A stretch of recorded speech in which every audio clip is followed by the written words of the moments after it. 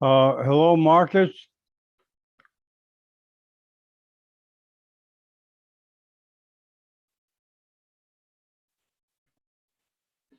Hello, Marcus.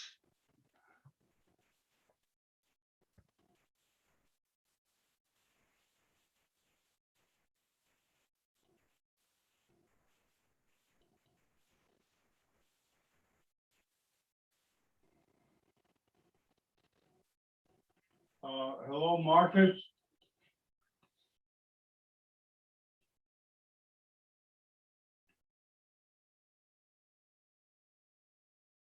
Hello, Marcus.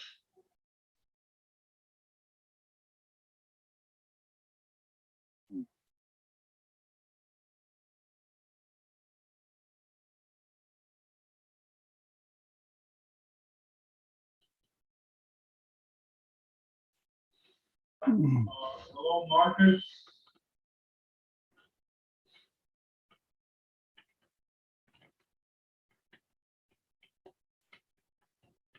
Hello, Marcus.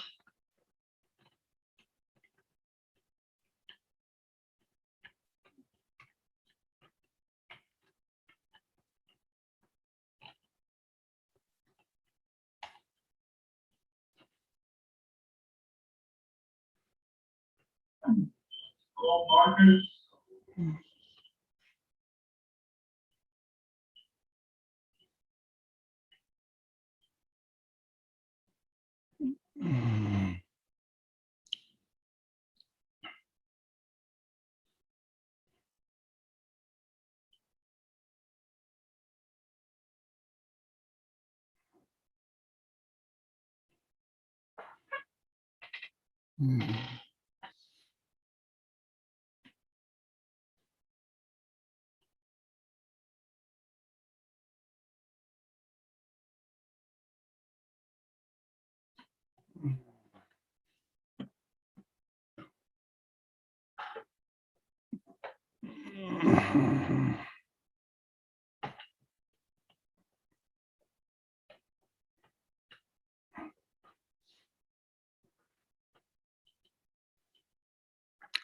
Oh, there.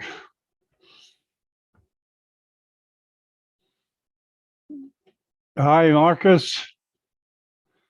M3 Studios.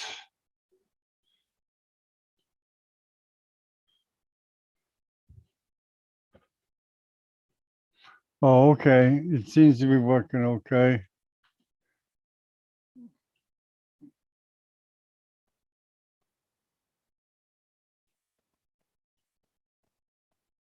Okay. I don't know. Are you there, Marcus?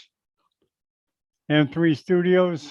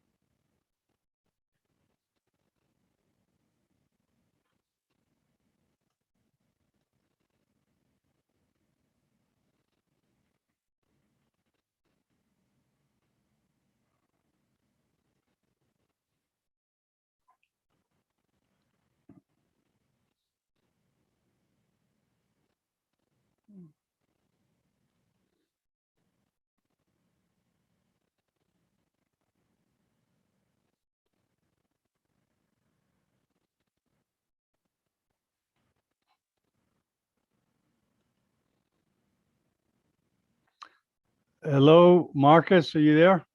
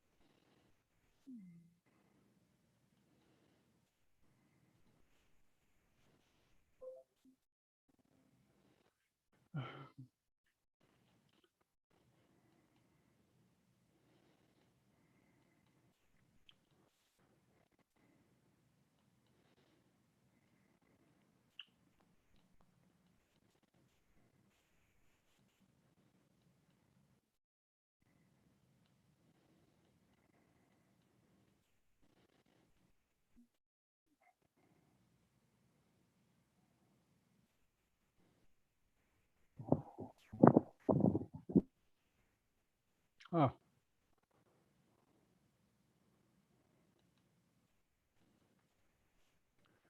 Yuha, can you hear me? Hello, Professor John. How are you? Hey, how you doing, Omar? Yuha, can you hear me? It looks like your camera's not turned on, Yuha.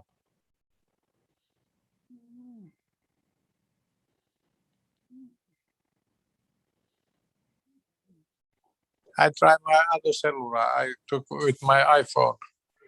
Oh, you're on iPhone. Yeah, you need to turn your camera on if you can. It looks like it's not on. I don't know how to do it. Oh, okay.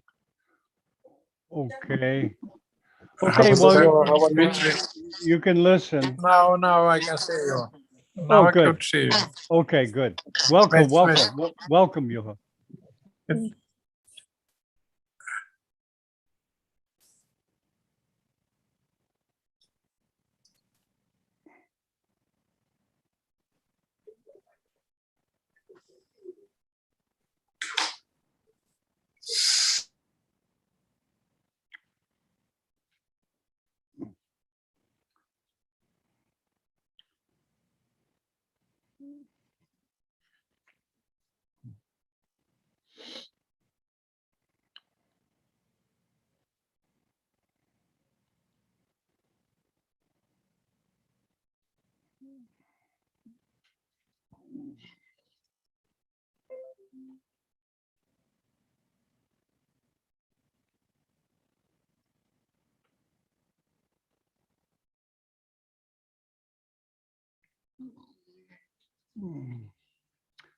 We start in 30 minutes.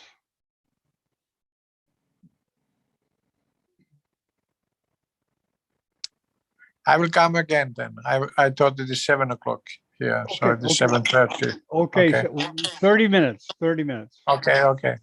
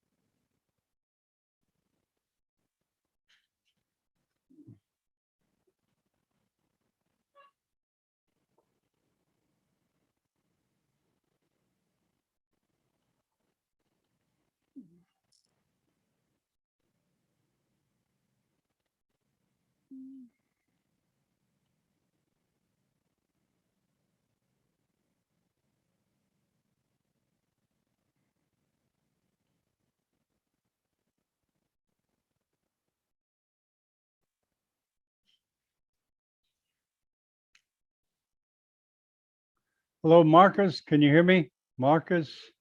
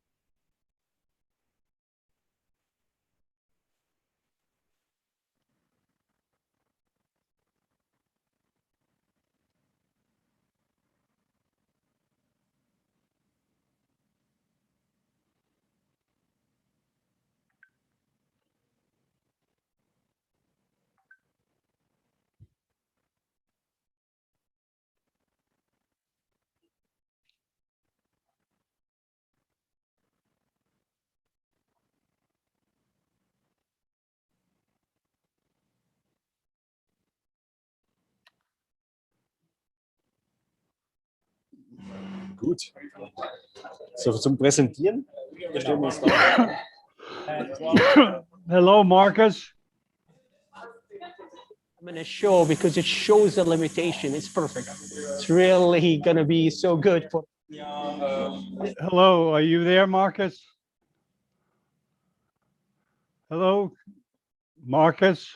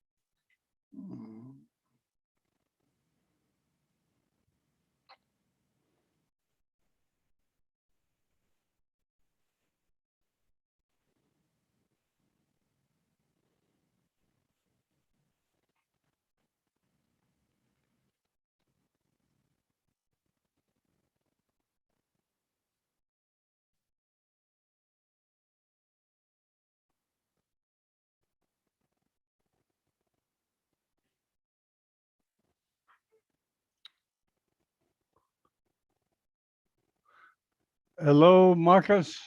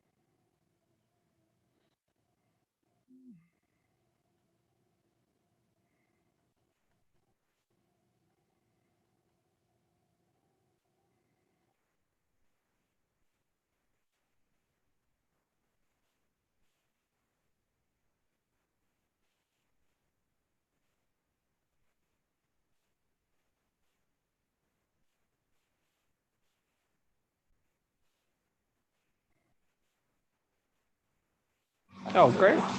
Very cool. Very cool. Well, you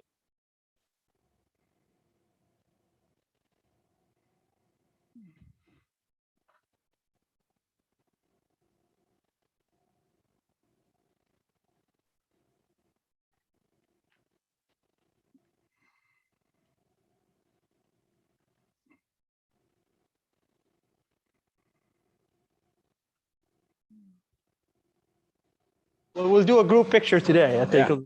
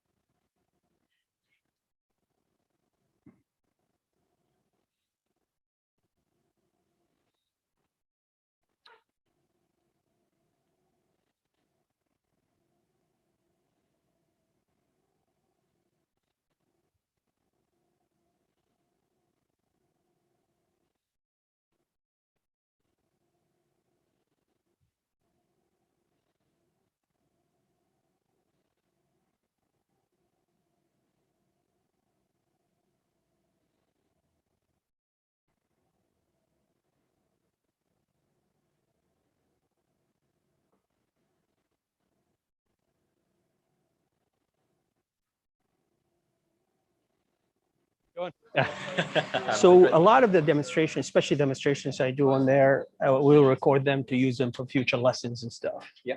Yeah, that'd be great. All right. Thank you. See, we have our students here.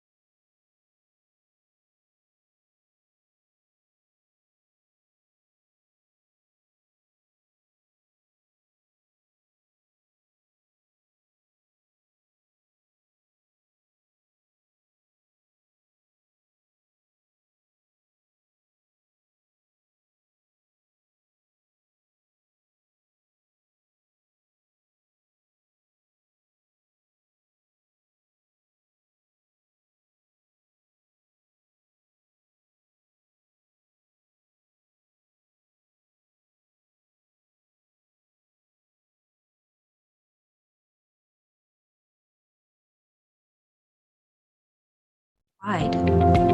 This online nonprofit US-based university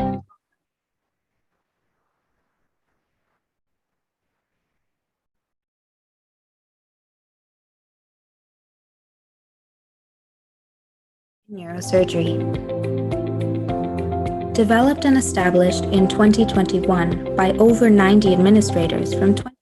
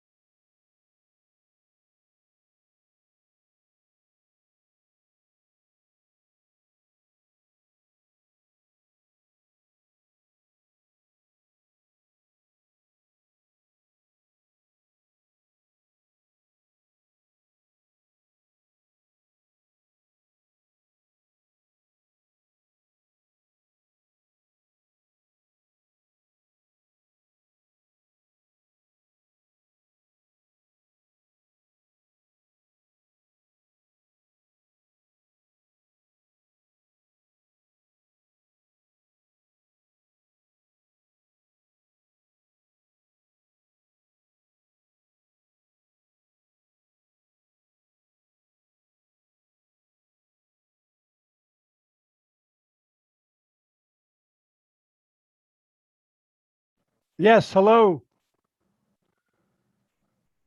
Are you there, Abraham?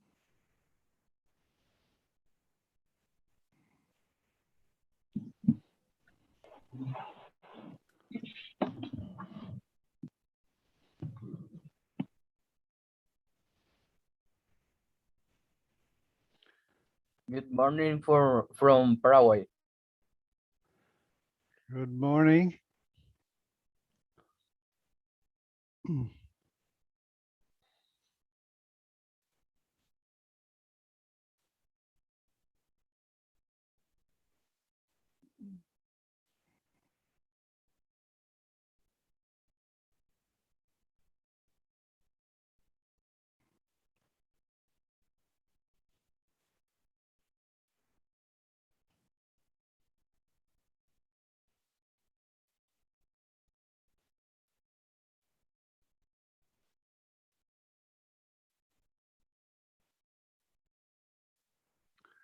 Are we all set? Oop, let me get on here.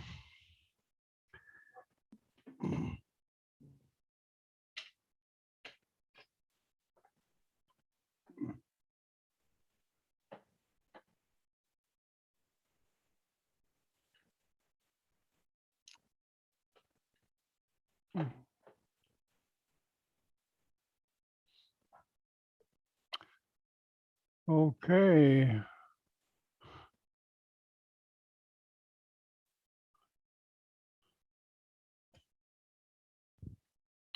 Hello, Mark, are you there?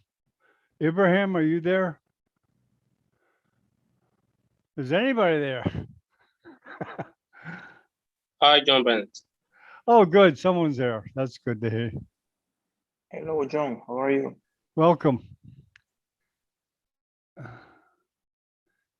It was time to get it straightened away. Marcus, are you there? Abraham, are you there? Okay, there we go. That's an encouraging sign.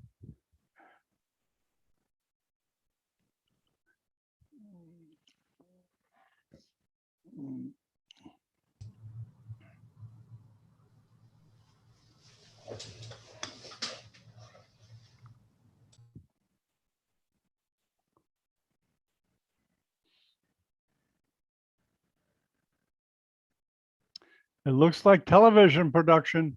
Are you there, Marcus? Can you hear me?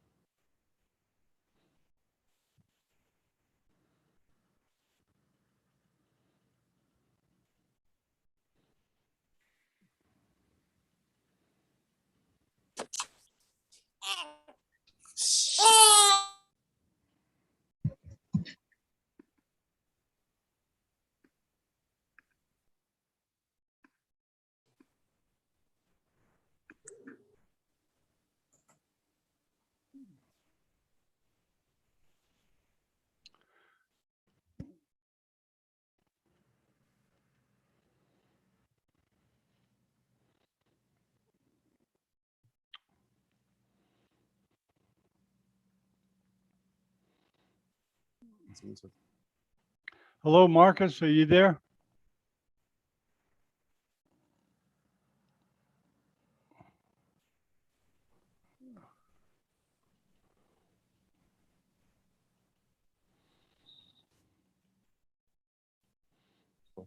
Das ist aber ein Prototyp, oder? Ja, super.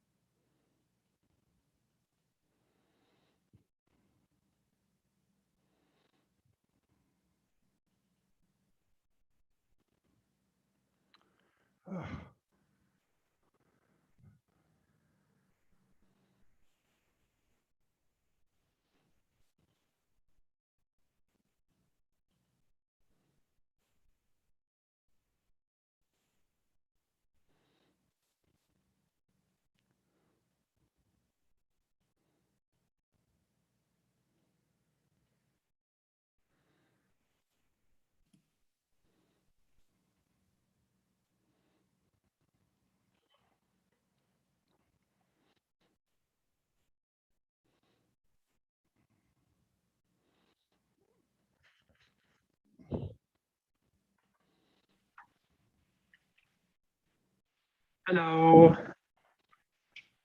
Hello.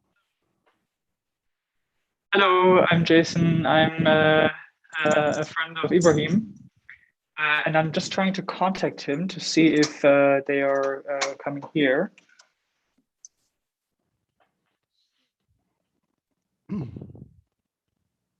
Are you part of the production team, Siegfried?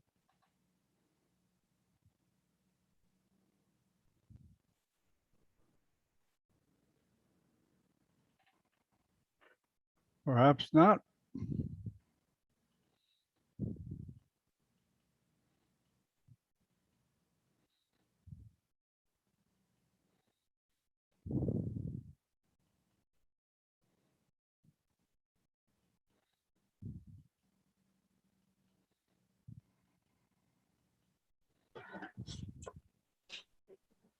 Hello, Dr. John. How are you? Welcome, Hello, everyone. We're busy.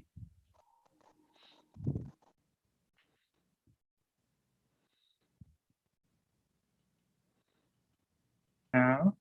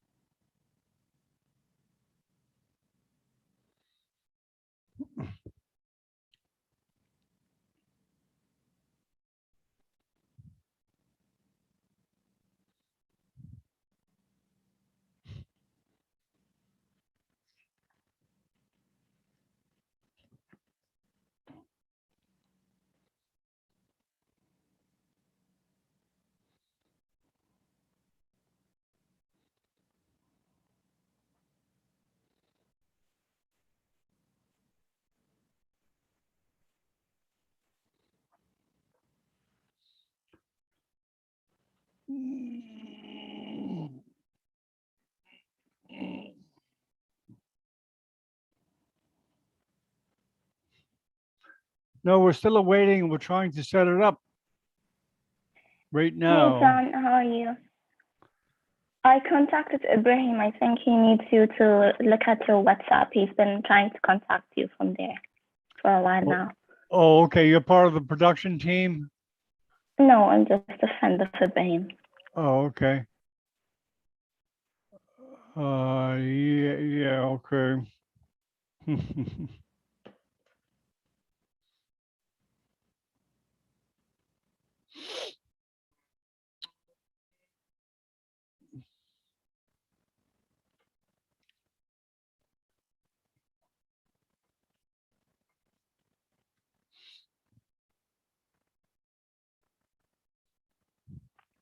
A good way to contact me is the chat for this webcast. Can you have whoever's trying to get in touch with me, please? Delara? Yeah, I don't think he's on here though.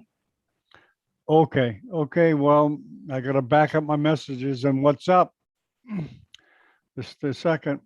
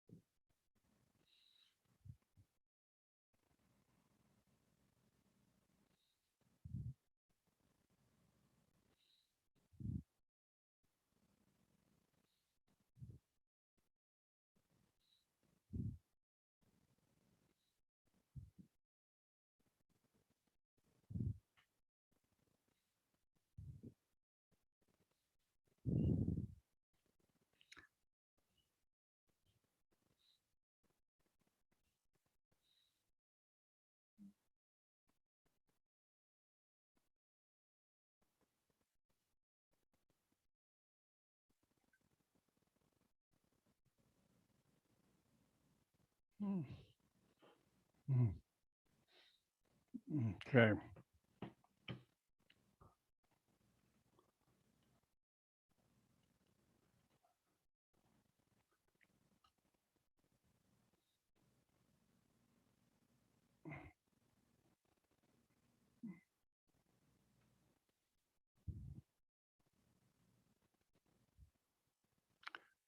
Okay, I'm told we're starting in 2 minutes. So hang in there, everybody.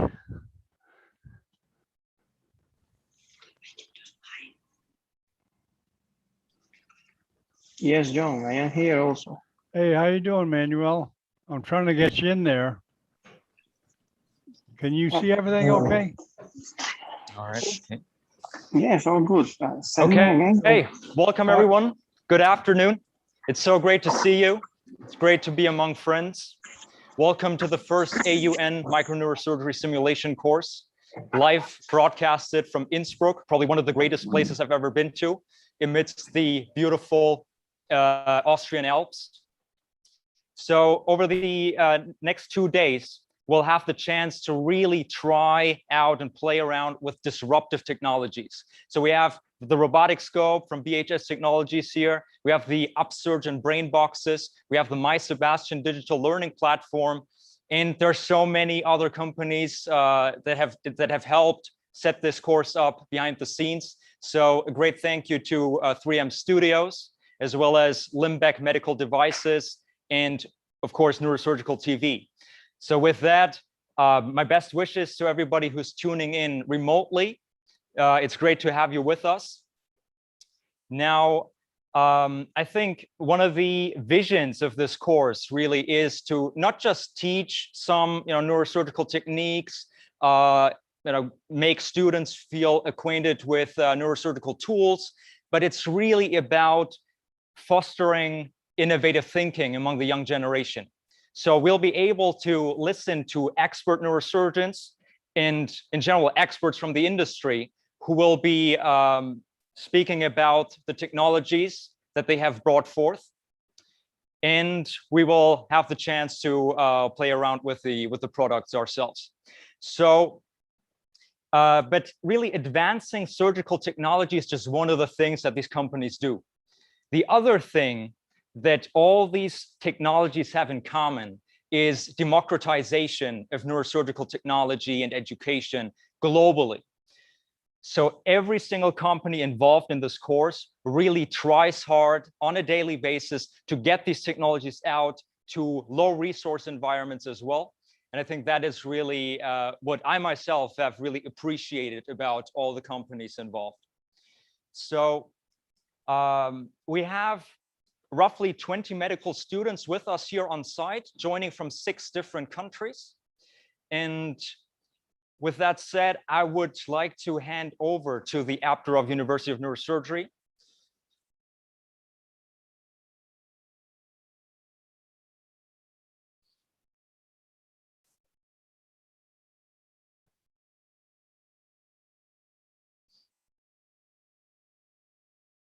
All the delay is part of the on-site, natural experience.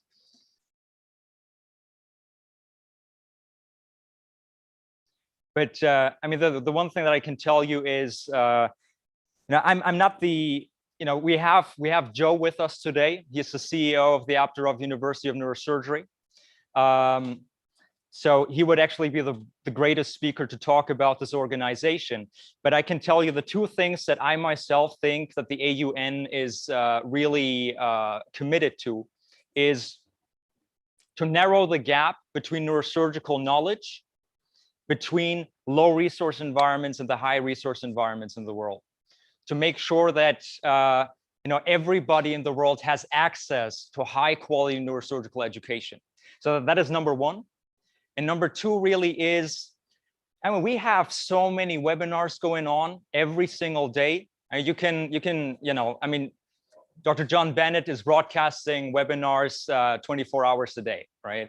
So, however, the AUN really aims to make neurosurgical virtual learning more systematic.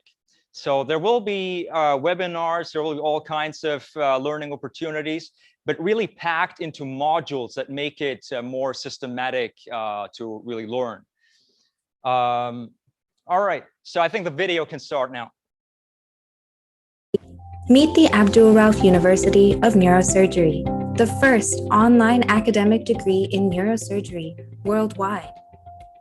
This online nonprofit US-based university offers students, residents, and fully trained neurosurgeons around the globe a range of modules, elective classes, and research opportunities to develop their knowledge in neurosurgery.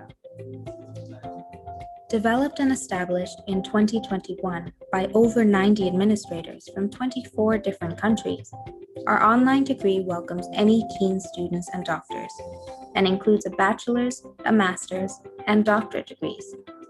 Our courses have been developed in a flexible format to suit a variety of learning styles and to support students who join from all corners of the globe, focusing on their success. Without being tied to a physical university, learn from wherever you want, with the support of experienced mentors and expert guidance. We offer very affordable tuition and a scholarship program to support our keen students. Its state-of-the-art online learning platform and website, developed with a minimalist design, brings the most efficient workspace, accessed from anywhere you want. Neurosurgery is changing. Be part of the change. Apply today. Okay. So with that, I would hand over to Professor Salim Abdulrauf to show us a clinical case. All right. Great. Thank you, Ibrahim. Really proud of our officers. Ibrahim is our president for Germany, and he's also the president for our Crete Congress. I'll be in October this year. Also want to acknowledge Joe, our president for Austria, and we have a number of our officers from a number of countries here. It's great to be with this new generation, the next generation of neurosurgeons. I think what Ibrahim said is exactly right. What we're trying to do is bring in elite neurosurgery, some of the best neurosurgeons in the world to teach, but no longer should that be concentrated in few hands. So the idea is to democratize neurosurgical education in a way that if you're sitting in country A and you're having certain outcomes, there are no reason why people sitting somewhere else will have much more poorer outcomes for the same surgery. So what we're trying to do is, while we have the best of the best, but they're not only just to teach a few people. So this is the global concept of what we're trying to do. So we want this next generation to be at the level that we see the highest level. Neurosurgery, you cannot have mediocrity in neurosurgery. You cannot have, say, okay, I'm an average neurosurgeon and this person is exceptional, because there's somebody's mother, child's life in hand when you're doing that surgery. Doesn't matter where it's being done. So we cannot accept that model anymore. So what we want is to cross that threshold across the board for everyone. Unfortunately, that cannot be done in every program in the world, because in every program has excellent neurosurgeons teaching them, but there are people strong in certain things and so forth. So how about combining the programmatic training and education in that one program with a global highest level education available that will be for everyone? So the education of the person will be based on where they're training, hands-on, and they're doing surgeries, but they're also getting that principles of how you think from the top experts in the world for every area of neurosurgery, and get a degree in the process. So that's the whole idea. We want to bring that level to this whole thing to a level that we had not been achieved before. And this is what we're trying to do here. So I really would like to thank Federico, Marcus, for doing all this, and you're going to meet them in a minute. I mean, people from industry really have to collaborate with us. We cannot do this alone. So have improving education and actual instrumentation and technology goes hand in hand for what we're trying to achieve here. So I'm going to just start with just a very brief presentation of a case that we're going to go through over the next few hours, where I'm going to present the case to you now, and then after the presentations by Marcus and Federico, we're going to go I want to take you step by step how a surgeon has to think in that situation. How do you go all the way from the skin all the way to that aneurysm? What are the issues involved in that thinking? What are the things you're worried about, you're concerned about, but you're not saying them? Okay. What are things you're really worried about that can go wrong during the surgery? We got to be very open and transparent in this kind of thinking. The whole concept of neurosurgery for me is based on decreasing or minimizing complications, which we call morbidity and mortality. The whole issue around neurosurgery for decades has been the issue of morbidity and mortality. So everything we're doing in educating this generation is decreasing that risk per surgery. Okay. So anyway, those of you, of course, we started our first module in the AUN, which is a cerebrovascular skull-based module, which is in the last 3 months. And then other major experts in their areas will be doing their modules, tumors, spine, and other things as they come along, okay? So we did the first lesson of the module already, and those of you who've done it, that's great. Those of you who have not, you can catch up. The first lesson was about the internal carotid artery, and today is lesson 2, actually. And for those of you who are not watching the live stream, this will be up on the AUN. You can watch this lesson 2 directly on it. But anyway, so what we are trying to achieve here is this. We want to do this very systematic so everybody can really understand the principles of the thinking. So we're not showing anatomy for anatomy's sake. The anatomy we show you, it's surgical anatomy, is how a surgeon has to think. I was very privileged when I finished my fellowship. Professor Roten and I used to give lectures where he would show all the anatomy for everything, and then I would do this, show the surgery of that part. Unfortunately, as you know, Professor Roten passed away a few years ago, a huge loss for the field of neurosurgery, loss for me personally, because I learned so much from him. But now we're trying to combine that in one presentation. If he was here, he'd do a lot better job than I can ever do, but I'm gonna try to do my best. Okay, so essentially what we're trying to do here is this. So as you see here, these are the 2 internal carotid arteries. The reason we're going from very basic to complicated, and I want our neurosurgeons who are going to be watching these to understand that we need to cover this from all the way from basic to all the way high up so that we don't lose anybody behind in the process, okay? So we talked about the 2 carotid artery in the front, and we talked about, as we started this module, that there is this segment of the carotid artery.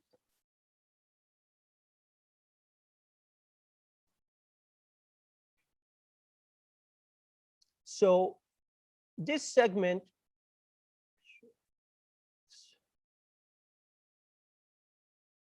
of the carotid artery is something we're going to cover later in the course, because you really need to understand the skull base very well.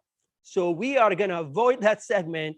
We're not going to get to it for another 3-4 weeks, actually, because after we do the subarachnoid portion of the vessels, we're going to spend 4 or 5 lessons understanding the skull base in a way that you could really understand it fully. Once you understand it, then we're going to cover this segment of the carotid from here to here, okay?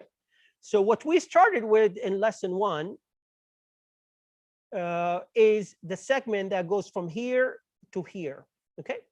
That was a segment that we talked about in lesson 1, and I believe the people who took it have done very well in understanding it, all right?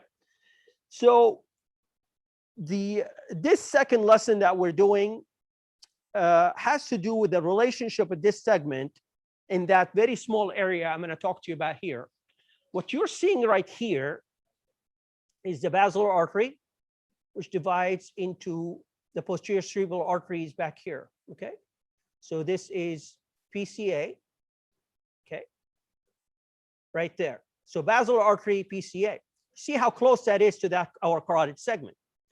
Now, there's a vessel that connects the carotid to the basilar right here, from there to there. We call that the posterior communicating artery. That's, of course, part of the circle of Willis. I want to explain to you the relationship of this very tiny area to each other. That's the whole lesson 2 is about, okay? So what we're going to deal with today is that once you know where the carotid artery is, okay, what we're going to show you today is an aneurysm sitting right here on the top of the basilar artery right there, okay? Now, we're going to have to essentially go in this area, and I'll tell you from a surgical perspective how this posterior communicating artery, how that plays a role from a surgeon's perspective, how you're going to get to that very deep area, which is the top of the basilar apex, okay? So that's what we're going to talk today. Of course, we're going to have future lessons about the basilar artery. I'm just trying to explain to you this tiny little relationship today as the part of the module is going into the talking about the carotid artery, okay? So what we're gonna do,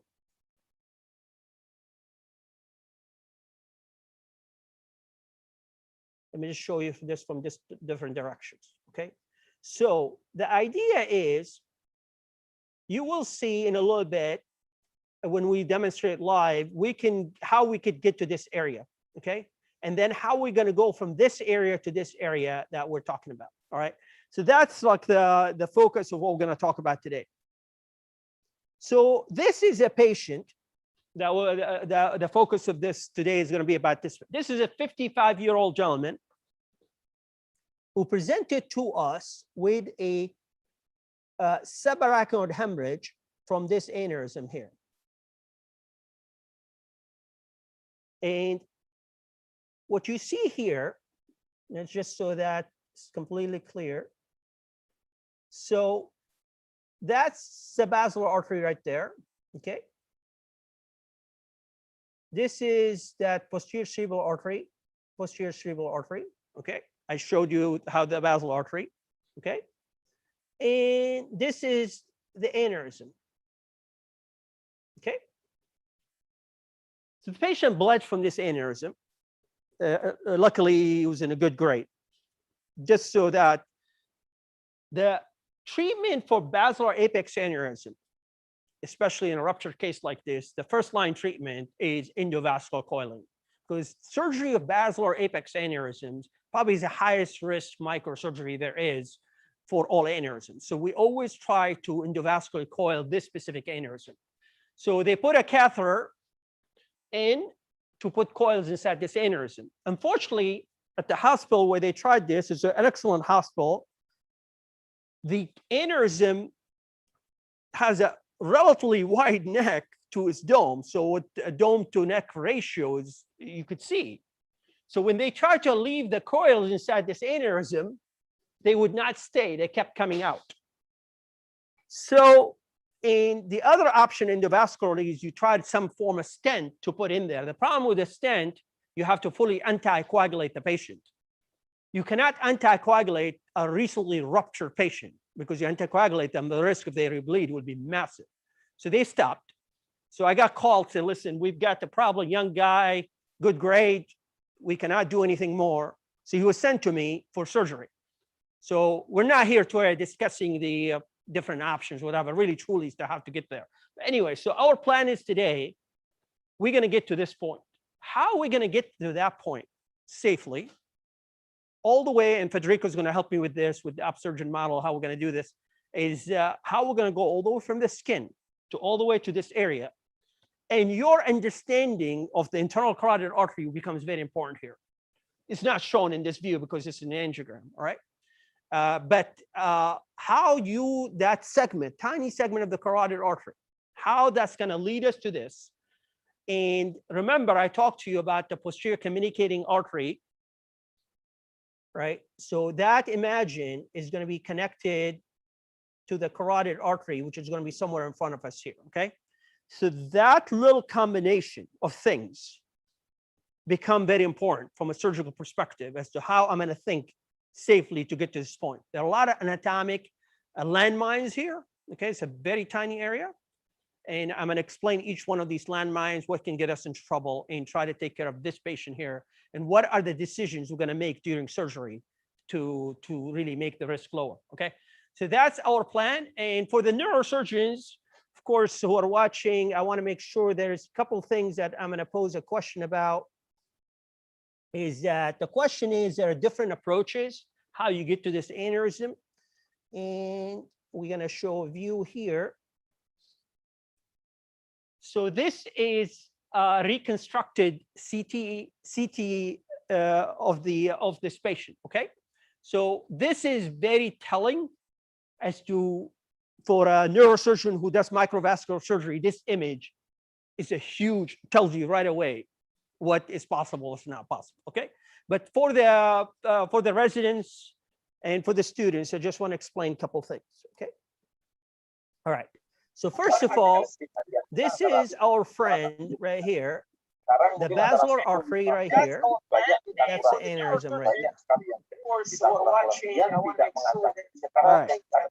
So that tells us a lot as to what's possible, what's not from a surgical approach. And actually, as you know, our lessons have the pre-quiz and post-quiz. This is going to be one of the questions, and for the neurosurgeons in the pre-quiz, what is the ideal surgical approach to this aneurysm? And that answer is right here, actually.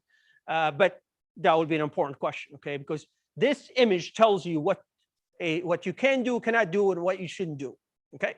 As to how you're going to get there, right there, this image, right? It tells you really truly what trajectories are possible or not. And we'll discuss that later on. So that's our task for today, okay? We're going to get to this aneurysm, and this man whose family I just met, nice family, his wife was crying, she's very worried. And now we have to go to the operating room. So we're going to go to the operating room all the way from setup, how he's going to lie on the table, what head position he's going to be on, okay? What are we going to be thinking? Our job is, and this is my philosophy, failure is not an option. You cannot walk into this operating room believing, you know what, this is a difficult aneurysm, basilar apex, something bad going to happen today. If that's what you're thinking, you should not be in that operating room that day. You are not the right person to be doing this surgery, okay? If you have that feeling, bad things will happen, all right? Because you're just not ready. It's not for you to do this, all right? So we need to bring people to that level of confidence that they believe that they're not going to accept failure and they're going to achieve the job, okay? So that's our job. And after the other presentations, when we do the live portion, we're going to go through this step by step. So without further ado, I'm going to move it back to Ibrahim, our moderator. All right, cool. So I think I've said it before, never have robotics, 3D printing, virtual learning really met under one roof like this in the context of microneurosurgery. So we're going to start off with 3D printing and augmented reality now. And for this, I would welcome Dr. Federico Nicolosi, a neurosurgeon from Milan, Italy, on the stage. And he is the founder and CEO of Upsurgeon.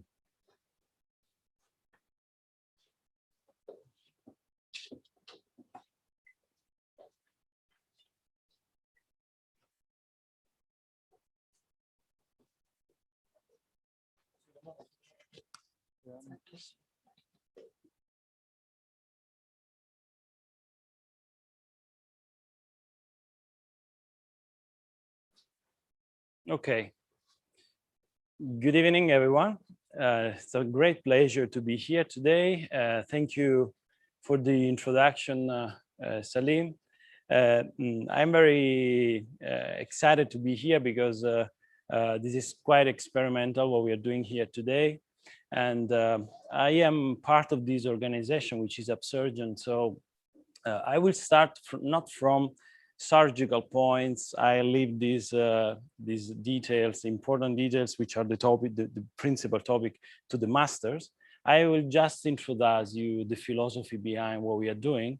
And I think this is very important because, as Professor Abdulrauf said, neurosurgery is not just practical surgery, but there is a huge universe behind. So I will explain you what we are doing.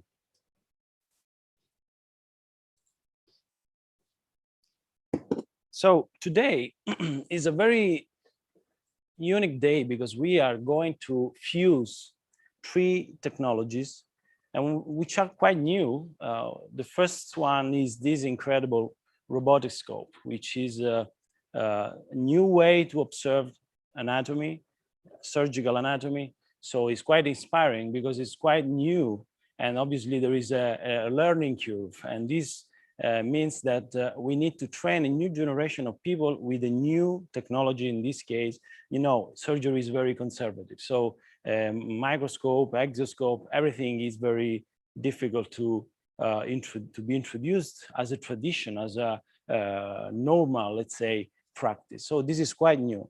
The second one is BrainBox, is part of the work in Upsurgeon. We do virtual reality, physical reality simulation, and then the third one is my Sebastian, which is the new way also in the way we spread information. So it's a learning platform. But it is not just this, because I think there is another important technology, and I think it's the center of everything, because all the rest has been designed to serve this new technology, which is you. You are the most important point of this experiment, because everything is designed to be new, but also new people will understand. You are the people of this generation, and you are the people which, more than any other in medicine, will understand the new things. Because, you know, as I said, we are conservative in neurosurgery, so everything new needs to be accepted. So it is a problem of cultural acceptance. So we will start this experiment, and I will move from this important concept for me. Essence and substance in neurosurgery. Be aware that the more you advance in your career, the more you will find people which will suggest you that neurosurgery is just about cutting, dissecting, the right indication. This is absolutely important. This is the substance. But there is the essence, which is not this. And many times the definition of the essence of what you do is something personal. You decide which is your essence, your meaning. And I won't do any definition of this because it is quite personal. You know what is the concept of, I mean, when you start being very focused every day and you are stressed, at some point you lose yourself, you lose your motivation. You are absolutely focused on the substance of what you are doing, but you lost your essence. Probably in medicine, you may experiment this also before the graduation. This happens in neurosurgery many times. So this is important. Today, you need to experiment the new technologies, but first of all, you need to understand that the essence of what you do is something that you need to remind every day. So it's not just theory, it's not just training. So what is Upsurgeon? Upsurgeon is a group of people like you, very young people. I'm not that young, but I mean, I am young inside. But there are very young people, artists, bioengineers. Today we have here Valentina and Marco, which represent these people, bioengineering and communication. So a very inspired team. Probably they are able today to do a class of neuroanatomy, probably after 2 years that we are working on these things. The first time we launched the TNS approach, we did the challenge, and Valentina won last the quickest resection of a pituitary tumor in this new game. So this is a group of people which is doing very interesting things. I don't want to enter in the detail of what we are doing. I want you to understand the philosophy behind. So to understand what we do, it is important to introduce you a concept that you know very well, the global surgery, which is a concept that we know very well in the literature. Many people talk about this. The problem is that global surgery is has many different aspects. In high-income countries, this problem is related with the need of something which create talent, which create abilities in less time with less cost of education. And this is our problem. We take 15 years to be autonomous in surgery because we need chances to practice, and we need to do what we do in any discipline. How many of you practice sport? Any sport? Okay. Music? Okay, so I suppose that you do exercise to do these things every day. You know, you do your training, but we accept a very strange paradox. There's no training in a repetitive way on a daily basis or weekly basis in surgery. So surgery is all based on study on the books and practice on the real world. This is good, but you take 15 years to be autonomous. And at the end of your cycle, you won't be autonomous in everything. Something will be missing. So I will give you some number. The problem of global surgery is not just in our countries, but in low and middle income countries. There is a huge number of people which is dying because there's no safe surgery. And this is not a clear problem to us, but this is a problem. Imagine someone you love.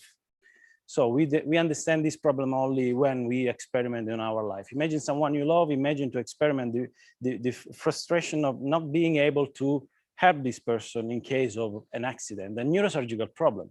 And not because you are unlucky, because you are in a place where there's no education, there's no technology, and the same pathology in another place, no problem. This will be treated, but you are in the wrong place. So this is global surgery, and 2 million of people are dying each year for this problem. I give you another example, COVID. 4 million people died for COVID until now, and this is a pandemic. So there was another pandemic each year, and no one knew this, but this is quite interesting. So the meaning here, the message here, we understand the tragedy only when we experiment in our lives, okay? So let's talk about some number. I will be quick on this. 1 million is the cost of an average in a high-income country to train a talent like you. This is an average. There is a problem of unmet cases in low and middle income countries. This is a number, 5 million, which is not about neurosurgery, but also other disciplines. There are 23,000 neurosurgeons missing today. And most of all, in high income countries, 19% of claims come to us, okay? You probably will experiment this very, very soon. We are a niche, but 19% of claims related with errors, malpractice. So as Salim said, there's no, the error is not accepted, okay? There is another important point to focus on. So what are we doing today? We train in a random way. You enter the OR, you access the practice in a very random way. You look for chances. So every day you run around the world looking for something to do. We want to do a regular synthesis or a lumbar puncture. Yes, 20 people which want to start doing something. This happens also in the operatory room. You will be mastering craniotomies, but the dural opening from that point starts the no resident land for years. This is the limit of our education. Obviously, the risk is absolutely high. So this is quite understandable, but we need something else. So what we are trying to do in Upsurgeon is to mix this practice with the simulation, which need to be affordable virtually and physically. Why virtually and physically? Because we are using virtual reality for the mental training, which is all related with 3D imagination, with the strategy, with the automatism of understanding the steps, and then the manual training, which is based on something concrete. So, wow, the amazing technologies give you haptic feedbacks, but you need to touch things. You need to experiment how difficult it is to reach the aneurysm. And you will experiment this in first person. This is absolutely difficult. So it is not just managing a robotoscope or a microscope, but it is about to manage soft tissues, the perspectives and the understanding where you are and what you do. Here, you won't kill anyone, okay? But if you do something wrong, you destroy brain, you create a bleeding. So this is very important.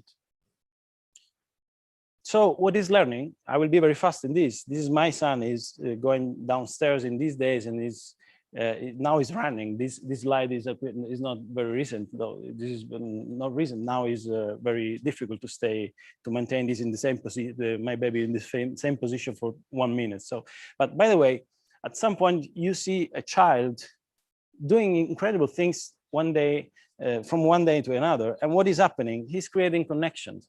And the experience is the repetition. So the other example is that, what about me? I am a master in this. I can jump also 10 stairs. I don't know which will be the result, but I can do this. I have repetition. I did this many times. And am I better than my son by nature? Absolutely not. But I did this thousands of times. So this is a very basic concept. We need repetition to learn everything. So talent is not a gift, it's a result. So you need to exercise in some way every day. So the problem in neurosurgery is that we need for tools or technologies, because mental and manual skills which are required are not natural skills. So we need to find ways to enhance our abilities with exercises, but there's no an exercise in neurosurgery. You can do some exercise in some suturing, but it's not that. It's not only that. In a single procedure, you will find many challenges, and suturing is not just the end. You say, I can do the best suture ever, but the bypass is not just the suture, it's the preparation, the craniotomy, the positioning, the planning, the exposure, the arachnoid dissection, everything. So to be prepared in everything, you need to have many chances in different things. So the exercise can be 100 different exercises, or something which collect everything in one place and in one moment. So this is what we are doing in Upsurgeon, is starting to create something for the daily exercise. We started monitoring the activities of surgeons I was the first, but we created a community of neurosurgeons which helped us to monitor the mental and manual activations. So we did several experiments to understand what changes between a non-experienced person and a very experienced person. So we created something which is called Universal Psychomotor Skill Improvement Methodology. So this is a methodology that we are trying to apply to many other disciplines. So imagine, this is another important concept you know very well. Many do this example. Imagine being on a flight. Okay, you're very calm, you are absolutely relaxed. Why? Because you think and you take for granted that in the flight there is a pilot which is absolutely trained, simulation-based trained, so the simulation-based certification. So you imagine something like this: a nice guy, absolutely trained, no problem. Your life will be absolutely in the hands of these guys, but you do not even consider the risk, okay, that something can go wrong. But what if at some point someone says, good morning, today the weather is good, we will arrive in 2 hours.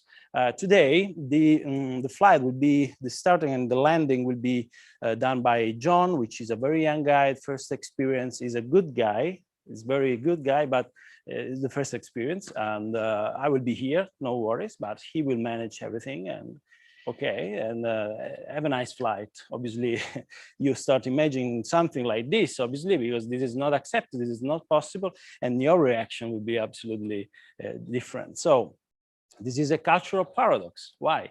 Because this is accepted everything when we enter in the OR as patients every day. We know that there is not only the boss, there is also one of us. I mean, a young guy, more or less experienced, which will do something. Okay. When my child was born, I was there, and I was absolutely stressed about the situation. And the second stress was that the closure was done by a first-year resident, and I was there saying, no, I don't want to see what is happening, and it has been very great stress for me. Not for you, but because I have been a first-year resident too. No, so what we can do here, we are creating a new generation of people, and the challenge I see great masters are Professor Abdulrauf, Professor Freischlag. What we are trying to do is to do something different. So to create a new generation of surgeons which train in a different way, and the goal is to reduce 15 years in 5 years. Obviously, do not think that you will finish your training will be infinite. But let's say that at the same point, 5 years, you will be more trained than other generations, and this is the challenge.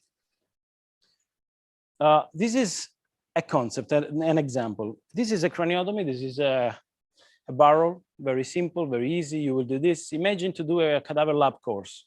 You do a cadaver lab course, you are 2 people with 1 head, you divide the head, you right, left, okay, so you help the other guy. Obviously, you are very careful with your side. No one needs to touch your side because that is your side, okay? I will do my side. The problem is that you will do abdominal approach just once. Imagine to do a course where you can do this simple exercise 10, 15 times in the same time. So the exercise is repetition, as I said. So imagine to do basic error in something which is absolutely inexpensive comparatively to a cadaver. So this is the concept. This training and the new training we are trying to do is a training based on easy repetitions many times. You need to be aware that small errors cannot be done on a cadaver or on a real patient. Okay, so what happened in 2017?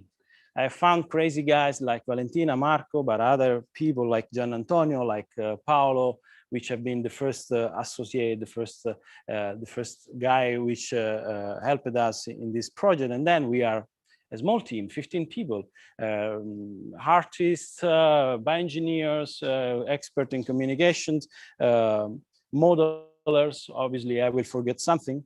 I want to show this video to give you the right mood of what Upsurgeon is, okay? And this video shows you exactly what we do every day.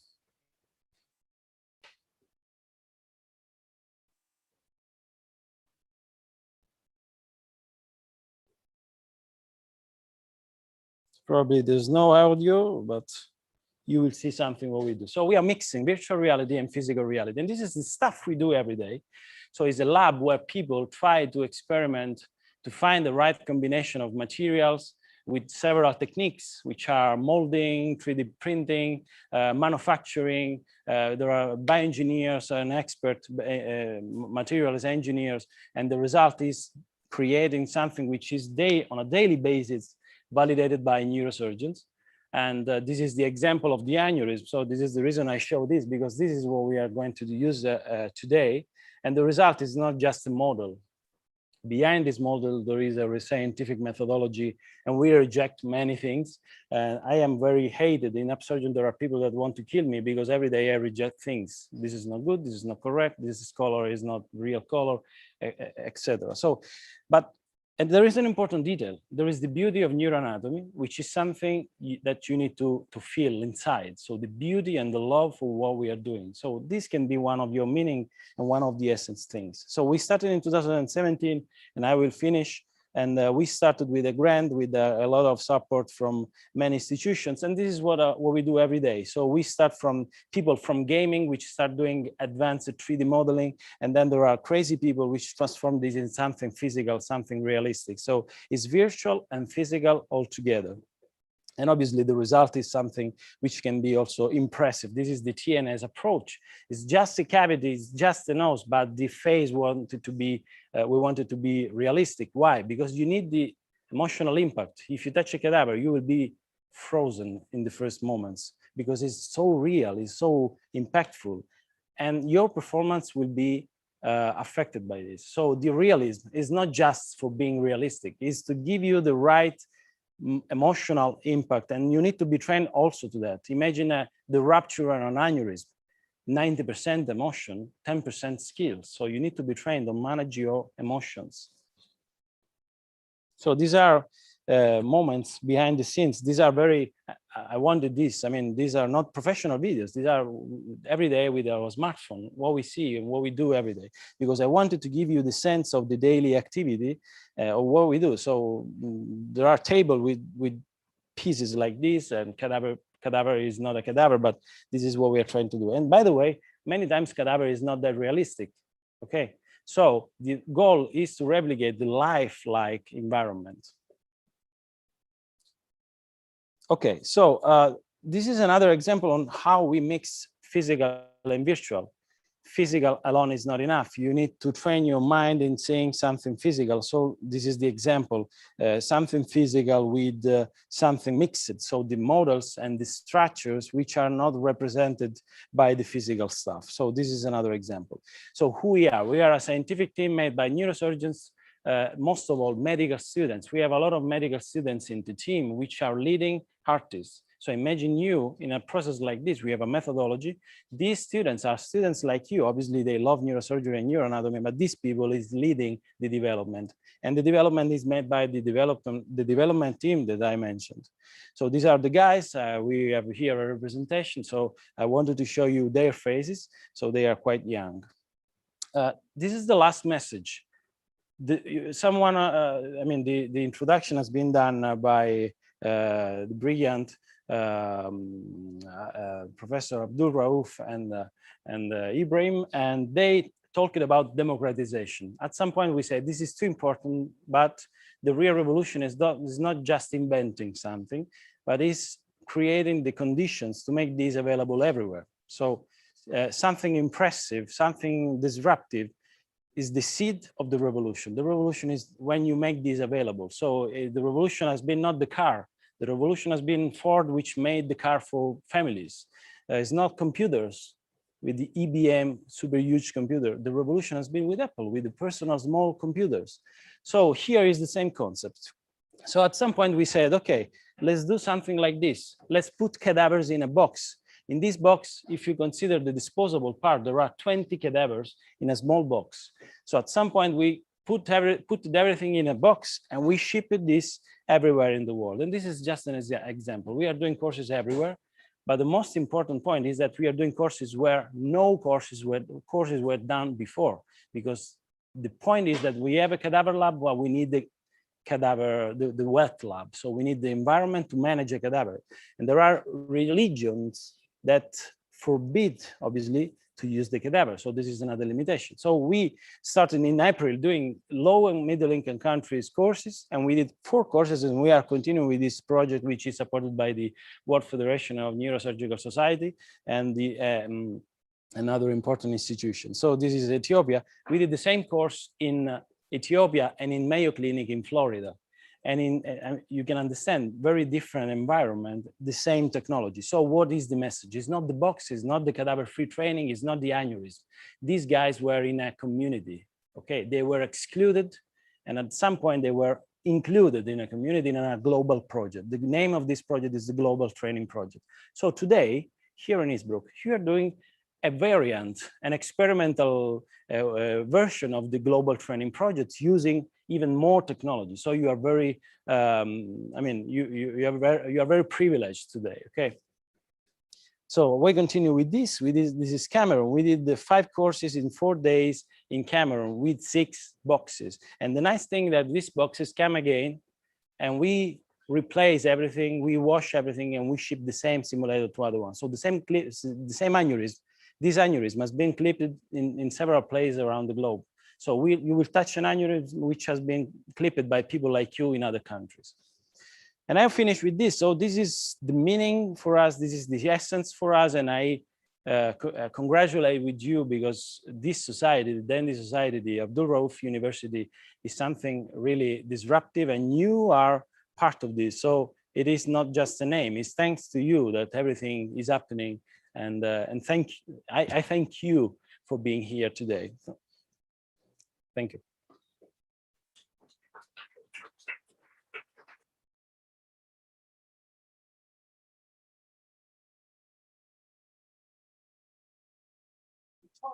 In the UN, I talked a lot about, you know, why research and innovation is so important.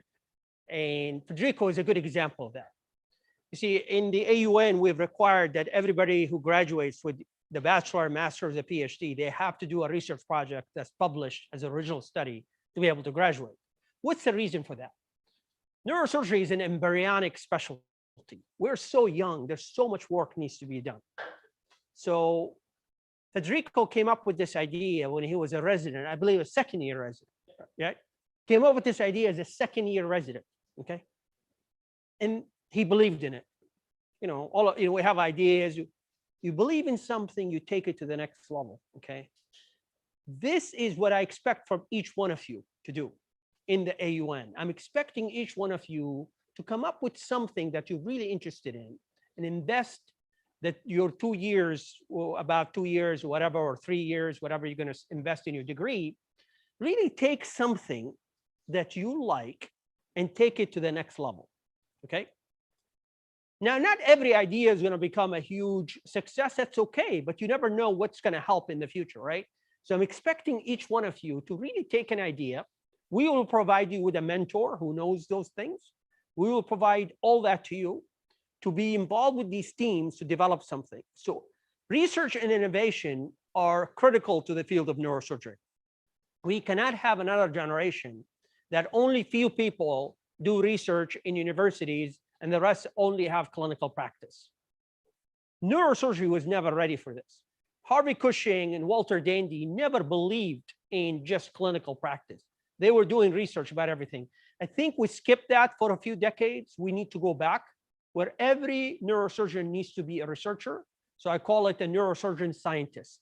Every neurosurgeon, it's this generation, all the residents, we expect them to really to contribute and to be involved. So, and Federico is an example of that. You see how taking an idea as a resident, you know, and I have to be honest, probably in Italy, it's not as easy as it would have been in the United States to develop these ideas, to get the funding, to get the money, to get organization to help you. So he did not have the easiest environment in the world, I believe. I mean, I don't live in Italy, but I don't think it would be as easy as it would have been in the United States, all right? But believing in yourself and believing in an idea that can contribute to the teaching of thousands of people around the world, it's what I want you to believe. I want you to believe that you can do, okay? Just like I told you, failure is not an option. I come from a sports background. You don't ever go into a game thinking you're going to lose that day. It's just not the way you think, right? Same thing with this. I don't want you to just believe you're going to just go train and just go do 9-to-5 job. I want you to believe in an idea and work towards it. So I really want to thank Federico for that. Please. Thank you so much, Federico. I think this was at least the fourth time I listened to your talk, but every single time you still add fuel to one's passion. So I think, Dr. Abdulrauf just stressed one thing, and that is, it's really about the why, right? It's why we do what we do that really matters. And I think, we're going to talk a lot about the products, about the what that the companies have brought forth, but it's really the why, the vision that is behind these products that have made these companies such successful startups. So let's move on with the robotic scope. I had a really crazy experience when I had first encountered the robotic scope. Lars, who is part of the BHS team, just came to Berlin with the BHS show truck. It was an extremely stormy day. We had heavy rainfall. It was just a crazy experience. And that is where I had my first instruction. And I immediately fell in love with this technology. And I remember Jana, Rahul, Christian, also Olga, you have all worked with the robotic scope over the past 2 days. And it was just beautiful to see that same excitement on your faces that I had back in October last year. But let's have the experts speak about it. We have CEO and co-founder of BHS Technologies, Markus Sutter, with us. Please, Markus. Thank you. Thank you, Wim, for the kind introduction. Welcome everyone also to BHS headquarters. To be more precise, this is the Institute for Archaeology, but maybe they also need in future robotic scope to make sure that they can see better and do a better job there. And I want to talk about the robotic scope, why it appeared in life in general, what was the idea behind that, and link you through the main ideas, which also can give you some idea what the future will be with this kind of system. Why did we do something for surgeons? Because I was within the OR for almost 20 years. I've been watching surgeons for all my entire career, and that was always fascinating. How we do things. And during my career, we're also involved in innovation process, and I've seen the impact which we can also create with technology to enable for you as a surgeon to get more done, right? Because we understood also that the medical devices are an essential part also to do the surgery, and the surgeons are an essential part to do the surgery, of course, and there is a kind of let's say a getting together necessary to make sure that we can create better health for patients and for people. And this is more or less what's driving us. And it's also for, let's say, for Austria, it's not so hard to find a company and to build up something. But what you always need to have is motivated people. Of course, you can have people, you can pay them a lot of money, right? They're coming, they're doing their job, and then they go home. But what we want to have is to make sure that we have people who are willing to do something for the human being, for life, and make something which makes sense. And the robotic scope is just one example of it. And our goal was to make sure that we get some advances in the microsurgical world. So what does the founding team look like? Because of course you have an idea, but there's always a story behind that. And it's a very simple story. I was usually addicted to making up or creating something like a business, or let's create something which is giving some advances. And at one point, I've seen that there are some companies trying to get something done in the digital world, and there were companies which are trying to get something for the digital done to develop a digital microscope.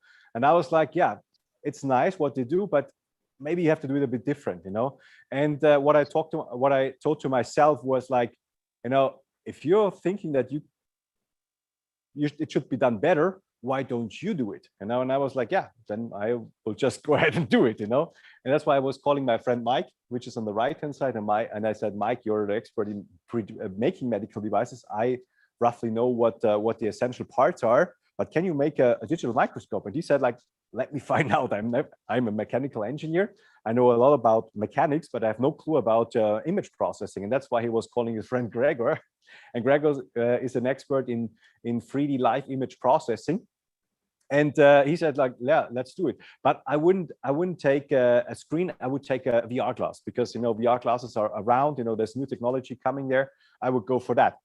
And Mike was like, yeah, but I'm also not sure where to put the camera on, you know. And then we decided, like, hey, why not taking a robot, you know, because there's a great momentum in using robots in this kind of environment. You know, the robotic arms are getting cheaper, so it's more, you have better accessibility, they're safer, you know, and we merged all together and created a concept and started the development from there. And of course, it's not something where you have 3 people and they can make a whole robotic scope. This is not possible. You have to create a team, you have to develop a team, and you have to get on board different skills which are essential for the moment now, right? So we also have experts which are experts in optics. Some guys are experts in robotics, you know, how to program a robotic system so that it does whatever you do. And you also need at the same time medical device technicians or medical device experts. You know, and you don't get this from the university, you get it from practicing it, right? When you build a medical device, you understand what it is about, right? Like, oh, okay, manage all the safety and making sure that it's not killing someone. Because I can tell you, when you have a robot in place and one robot is killing a patient, you know, the project is done, you know. And that's why safety is such of a high importance. And that's why we always, piece by piece, let the robot do more if it makes sense. If it doesn't make sense, we will keep him more or less into the inside the cage. But when he's acting, you know, he should do the wonderful things he's supposed to do. And our philosophy was always mainly to make sure that we make proper tools. If you want to have a good tool, you know, it should be properly in use, you know, and the surgeon should think as little as possible about the device, you know.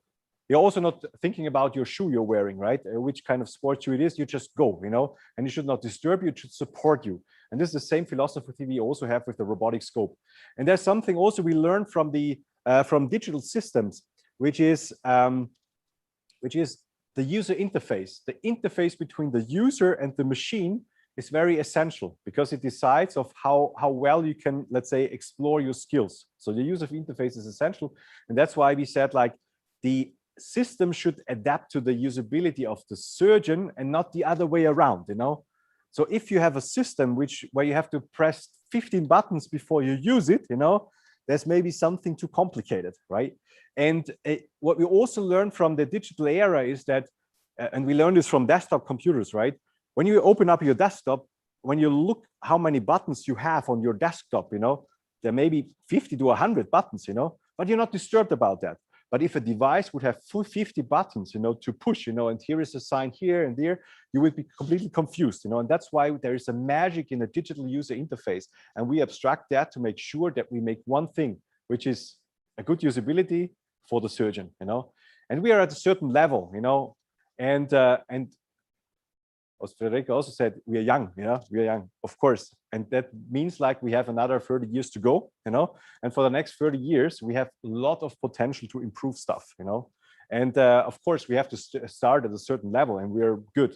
But what's essential for all medical devices, all types of innovations is to listen, you know. We listen to the ones who use it, and we don't quote like, hey, he did it well, or he didn't do it well, didn't do it well. It's just essential to make sure that we make sure that he can do stuff, you know, enabling skills, enabling technology, because everybody is skilled, and you have shown this very small child, you know, and we have all our habits, which are in all of us, you know, and we're using exactly those experience to understand how to create a medical device which everybody can use, you know, and to reduce, you know, the hours of training to make sure that you can use that device.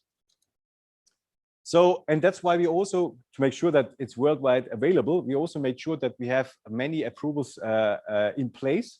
At the moment, it's available in Europe, you know, because we have the CE mark for a year now with the robotic scope, and we also have the FDA listing, which means, like, we are able to provide the device in the United States.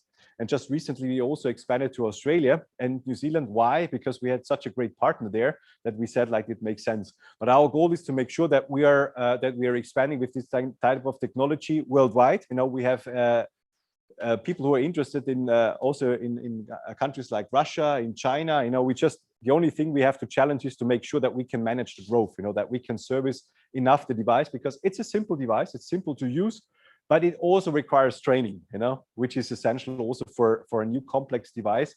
And when people think like, okay, I did microscopy for 5 years, I can just go ahead and use it. That's not so easy. That's why the first cases always need to be guided and helped from our side, because it's not only the surgeons who were important in the OR, it's also the other stuff, which needs to be motivated and convinced, that this is the next step, and there's always a certain type of resistance to technology, and we also have to overcome this kind of issue. So one of the essential parts, what we have seen is that, because I realized that the human body is really magic, what we can do with our hands is really impressive. You understand when you see a robotic arm, and when people are reprogramming a robotic arm, because it's having 6 axes like our arm, and the magic we can do is really outstanding. And we need to make sure that we are enabling surgeons, to make sure that they can make the most out of the hand with their skills they already have. They learned as a small child how to pick up stuff, and these are the skills also you need to make sure that you do a proper surgery. And that's why we needed to make sure that we somehow make sure that the hands are having the best, let's say, the best capabilities possible with our technology. And this meant like that we needed to make sure that we detach, the camera system, also from the visualization system, just to make sure that we are freeing the upper body, and the hand can always, be on the position where he can do the most out of it. And that's why we realized that there are many surgeons have been issues with their back, and I also had many friends from surgery, who had their slip disc, all this kind of stuff, and what surgeons really do, they really fight through, even if it hurts for 3 hours, they are focusing on the patient, Of course, it's not good, not the best for their body all the time, and when they are at a certain age, it's disturbing them more. And I thought, like, what can we do here, and that's why we have seen also in the literature there are a lot of issues what surgeons have while using analog surgical microscope. And this is not only true for the surgical microscope area, it's also for all types of workplaces where you have to sit still, which normal kids also don't like to do. Sitting still and concentrated on for a long time is not the best for your body. And this is where we said, like, let's do something else.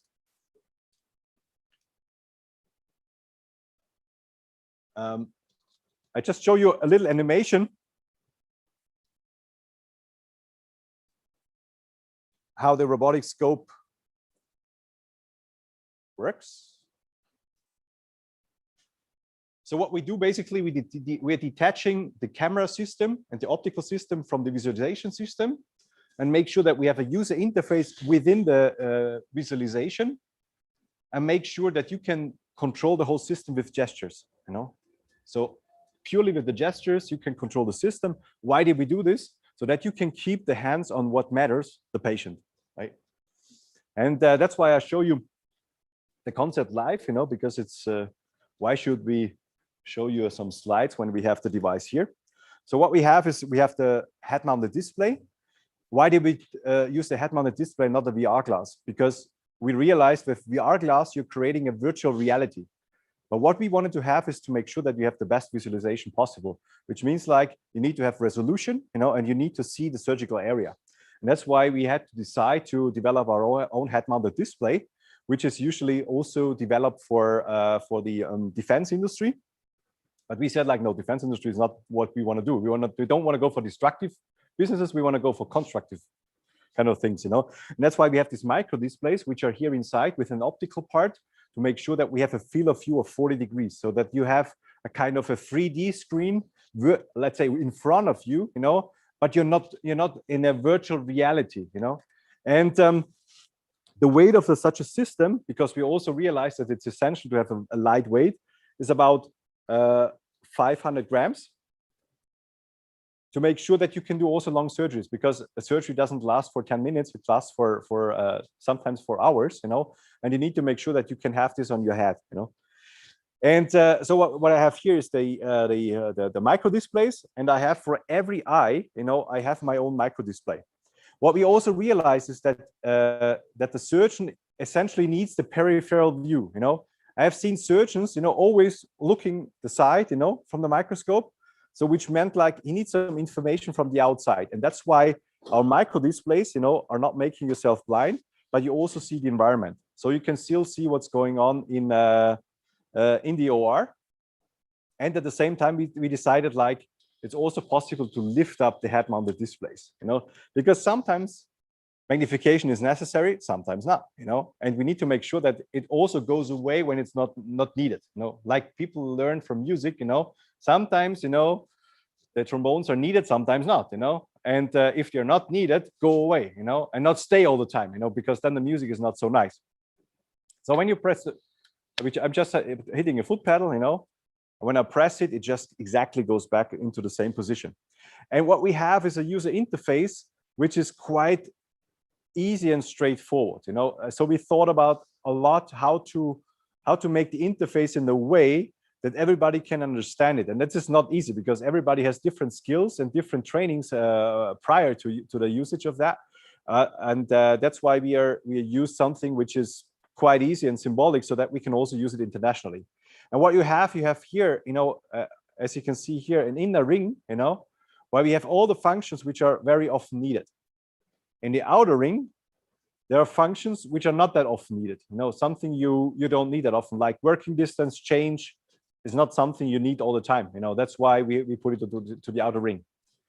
And always when I release the pedal, when I'm standing here, when I turn my head, I always see the surgical field. I always have the essential part with the surgery in front of me. So what you can do is just you choose one of the modes, and this is called the free view, when you just turn your head right and to the left, So when you turn your head 1 degree to the left, also the camera is moving by 1 degree. When you put it 1 degree to the right, it's moving 1 degree to the right, You don't have to think about the 1 degree. You just have to think about, I want to move, And this is what also is done naturally when you watch small children, when they want to observe objects, they look at it, like the free view. Here's something nice. Then they focus on it. They touch it, right? Yeah, this is how I like it. And what they also do then, they turn it. And since I cannot turn the patient, I'm just turning my head. And the robot is moving around this. And now I can tell you why we need the robot, because to make sure that you have this precise movement possible, you need to have an industrial robotic arm. The robotic arm can do a precision of 0.03 millimeters. So he can really change the angulation and make sure that the essential part you have in the middle of the image, is staying focused. Why is this so important? If you have complex anatomy, sometimes you just need 3-4 degrees, let's say 4 degrees change of your angulation of your view, to see more. And this is also what you learn from philosophers like Nietzsche, who's saying like, hey, all visualization and all seeing is based on the perspective, right? So sometimes you have to step once beside, and then you see something else. You see a different perspective, and especially for anatomy, for complex anatomy, like in neurosurgery, this is essential. Sometimes we just need to see. We have this situation where we have, let's say here, this high magnification, right? And we just want to see here around the corner, but we don't see it. We don't have a chance to let's say see through the patient, and that's why we can just change the angulation a bit and see more, right? And there are many other functions with the system, but what I can tell you is that, because also people are asking about the resolution, how is that? Is this a 4K, etc.? 4K is a cool marketing phrase. It's like 4K. It's like high resolution, best possible, nothing more. 8K. Wow, this is even better. But what matters is what the eye can observe. What is the minimum of resolution an eye can do. And we designed the robotic scope in a way to say like, we don't care about 4K. What matters is to have the best visualization possible, which means like we have chosen displays which are not 16x9, because this is designed for cinema, right? and not for surgery. It's designed for cinema. So we've chosen the latest one, which was 4x3, because all the trend, of displays goes more into rectangular, like Instagram, etc. So, and also for surgery, you need an overview. You don't need a zip, right? You need the overview. That's why we've chosen a 4x3 or 4:3 display. And the resolution, the optical part, it's all fine-tuned. The optics, the camera with the image processing, also with the display is in the same size a human eye can detect, which is 0.02 degrees. You don't have to remember this number, but 0.02 degrees. And exactly at 0.02 degrees, this is the size of 1 pixel when using the robotic scope. So it doesn't matter what kind of resolution it is. Surgeons have to just put it on and say, like, can you see everything you need to see? And if the answer is yes, it's enough. We don't care, what the resolution is, just to make sure that we see as much as possible. And there are other parameters which we can work on in future, because what you have seen is a let's say an augmentation of a reality, because the user interface was not on the patient, right? It was virtually embedded, and the virtually embedded user interface, is something we fade into the system, and that's creating us for a potential with such a system, which is enormous, because we can in future add more data which is available for the patient where it really matters during surgery. So in future, it's also possible to make sure that we are taking some information from CT, from MRI, from MR. Maybe there's some information which is necessary from the about blood pressure, about some other neuromonitoring. Maybe there's some information you just need. And sometimes, we have seen surgeons standing up, grabbing the information, going back to the area and just do it. And with this system, we have the potential to get more data, into the vision of the surgeon, and the basic technology of all this augmentation, which we can do with such a system, is the potential which we can grab for the future. We just need to know, what's essential and what matters, because we don't want to make a nice gimmick, which is like, nice, I have something which is magic, but you don't use it. We want to make sure that you have the information at the right point, at the right spot, where you can make the best job for the patient, and this also interplays with the Upsurgeons, because we're working on the same side, we are pushing for the same thing. We want to make sure that the best skills, and we believe that surgeons have way more skills, than and the limitation is more the technology. And of course, it's multiple things, but it's also the technology. We want to make sure that our part is to make sure that we make devices which are easy to use, which are freeing ourselves from thinking too complicated about technology, and just do the essential, which is the surgery, and not the technology. The surgery is the core part, And yeah, so this is the robotic scope. Nothing more to add.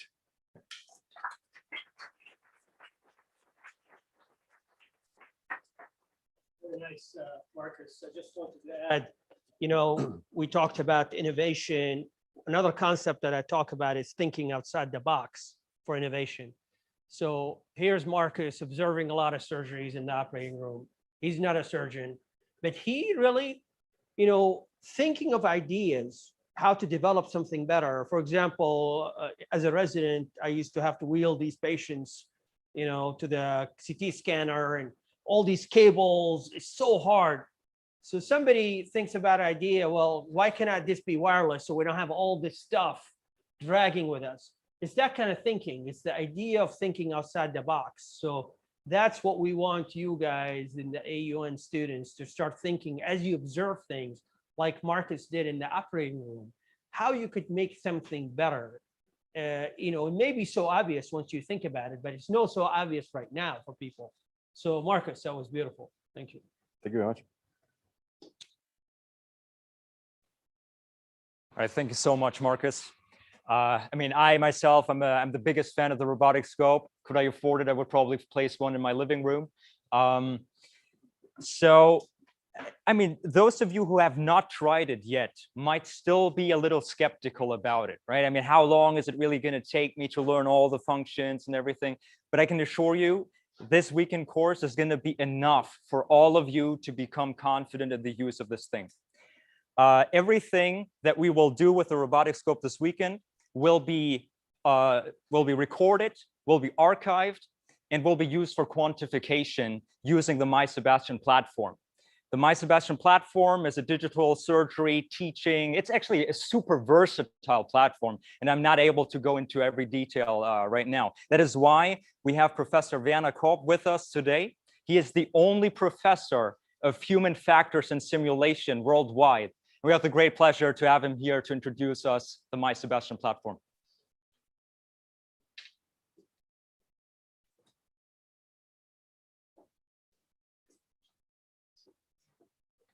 Thank you very much for the invitation, Ibrahim Efe, and also Dr. Abdulrauf, and also Marcus. We have a great friendship since the beginning of our company, and actually Marcus was the first user outside of surgery for Sebastian, and so thank you very much for organizing this. And I want to explain you Sebastian. Sebastian is more than training.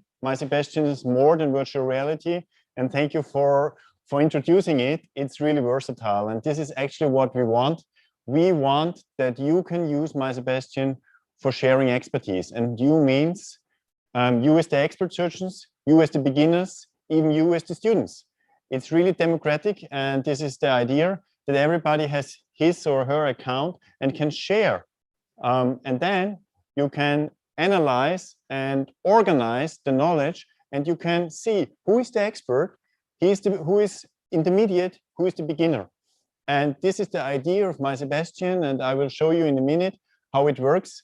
Actually, less than a minute, I show you now how it works, because we don't use PowerPoint anymore. We use Sebastian to share expertise, and also share you my expertise out of Sebastian. You can follow this also on Sebastian. You can take your smartphones, you go on mysebastian.com, and then you can have it directly in Sebastian. There will be easier ways to access Sebastian here on the site, because we have QR codes prepared, so it's very easy for you. But if you're online, you go to mysebastian.com and you can access to Sebastian and follow all what I explain you right now. So we use Sebastian. Sebastian is for sharing expertise, and you have very easy structure to show your expertise.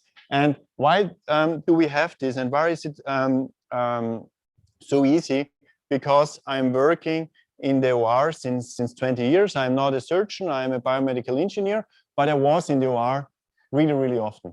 And if I'm not in the OR anymore, and if I have my last visit to the OR is longer ago, then I feel really uncomfortable, and then I have to go to the OR again and see how surgeons work, and then I see how they have the daily work is going on, and then I see it's not so easy to share expertise, because they have to care about other things, and they have to care about technology, they have to care about robotics, they have to care about the patient. This is the main thing, and then they have to care about training and clinical studies. And what we want to do is we want to make it easier, the training and the clinical studies, and directly out of the OR, not to deal with other technology, not to care about it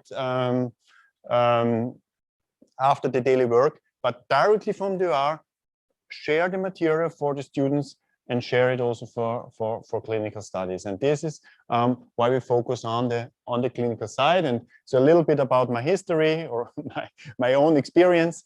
I started also with surgical robotics 20 years ago, and I was introducing, I think, the first or second generation of surgical robotics, and we did a lot of research. I'm a researcher actually, but a researcher who want to be in the OR and help the surgeons. And yeah, next. And then I set up my own group, and Ibrahim Efe already explained it. I was then setting up my own group, and I had a professorship, or I have a professorship for simulation and human factors in operative medicine, really dedicated to man-machine interaction in surgery.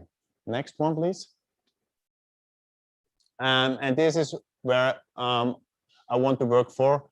I want that the surgeon can focus on the patient and everything around, also sharing their knowledge with beginners is not in the focus. It can work as easy as the touch of a finger, yeah, directly from the OR.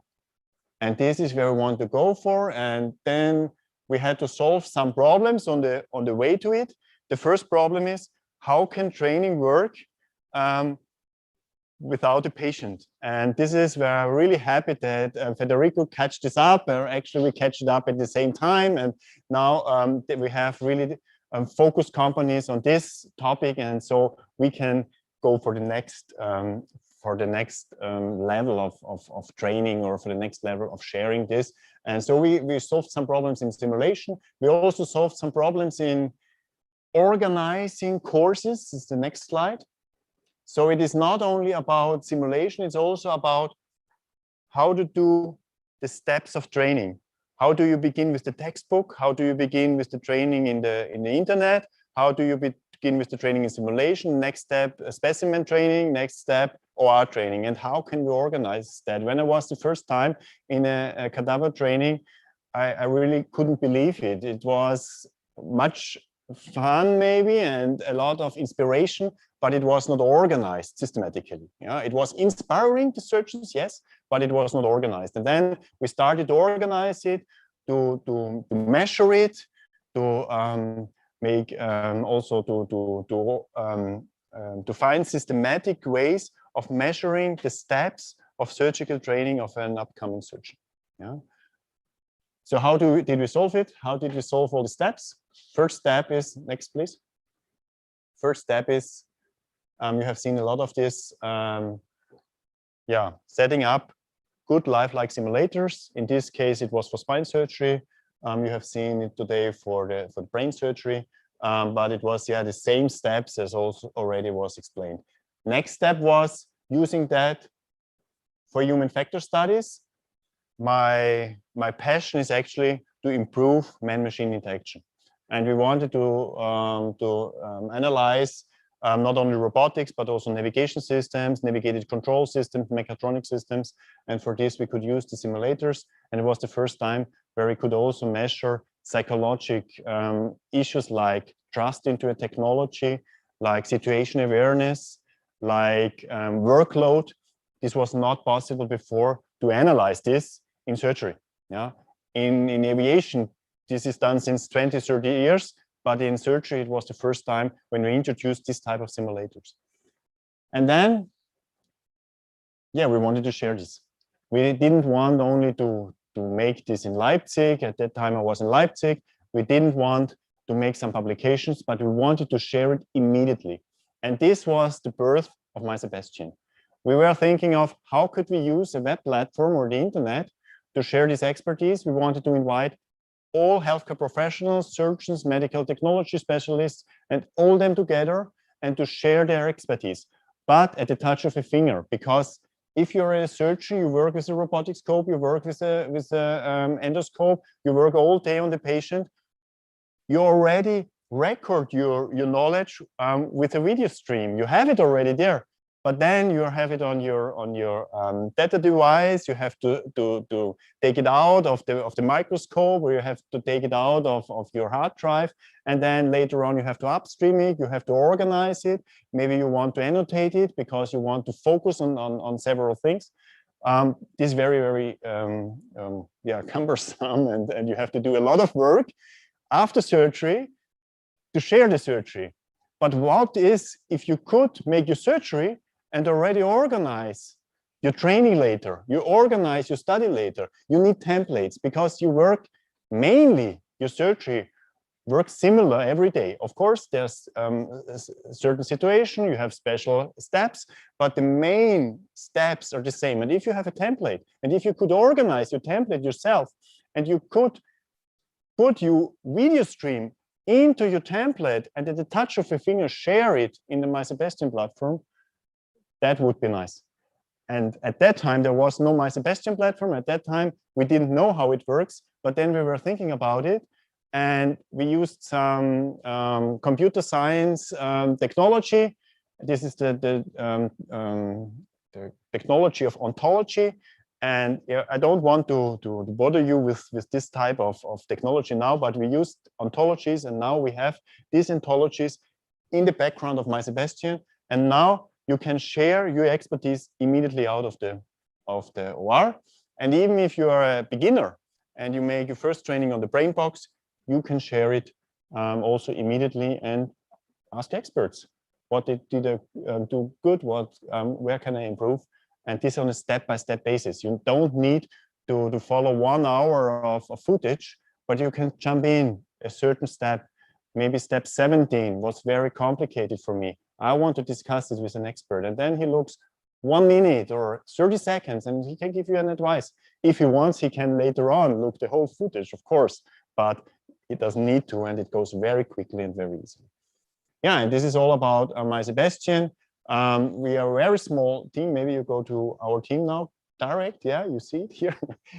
We have a very small team. We are in the beginning, but we have a great vision, and we are now setting up the team even bigger, and we want to go in that direction. And I'm very happy that Philip, our UX and didactic engineer and expert, is here today, and he will help you through all the training through the 2 days, and we'll show you how easy everything works with the touch of a finger on a smartphone.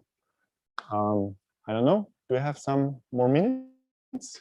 Then I can show you the feature of my Sebastian, how to share it. So it's a 2-minute instruction now, and then you can do it tomorrow yourself. You go to home, maybe first go to home. You have your workflows there, you have your templates there, you can choose from the templates of expert, you can organize it, you can adapt it, and you can share your expertise with others, and you don't need to start from the scratch. So you can use the template of Dr. Abdulrauf or of Dr. Freischlag or of others, and you can use the template and adapt it. And then you can still, even if you make your own type of surgery, you can still compare it because we have this type of ontology in the background. Okay, but you start with a case. You go to the OR, we have the OR here now. You go to the patient is brain box today. You go there, you record it, and then you go to new case. On the right upper corner, you start your new case. You can edit your case with the edit mode. You can fill in on the right side, you can fill in some data. It's a 55-year-old patient, male, has this and that. Of course, not the patient data, it's all anonymized. You fill it in, you go to upload new video. You choose your favorite, template workflow, no. You choose maybe spine surgery. Now, we don't have the brain surgery prepared yet. And then you have all the steps there already. You can use them, but you need not. So you can choose yourself which steps of this type of surgery you use. You can also rearrange it before you use it, and then you have organized already your footage with the steps of the surgery. You can use it of an expert, you can use your own, and it's very flexible. And then you can add video, you upload it, it's there, you edit the steps in the video. Maybe you start with a laminectomy and a flavectomy, and then a presentation of neurostructures and so on. You can edit it, you can show where it starts, and everybody can immediately see where you have done your certain steps. And this is really at the touch of a finger. The most time is used for uploading time, but there you can go and drink a coffee or see your patient again, or your next patient again. Yeah. So at the touch of a finger, we cannot improve the uploading time in the internet. Is a matter of your internet accessibility, but you can drink coffee between the upload. So it's really very short and very, very easy. And I hope you appreciate it. Your surgeons will use it on a daily basis and share your expertise, every time, everywhere. That's what we want to go for. And this is where we want to support you. And I'm happy that we can use it throughout this course. Thank you very much.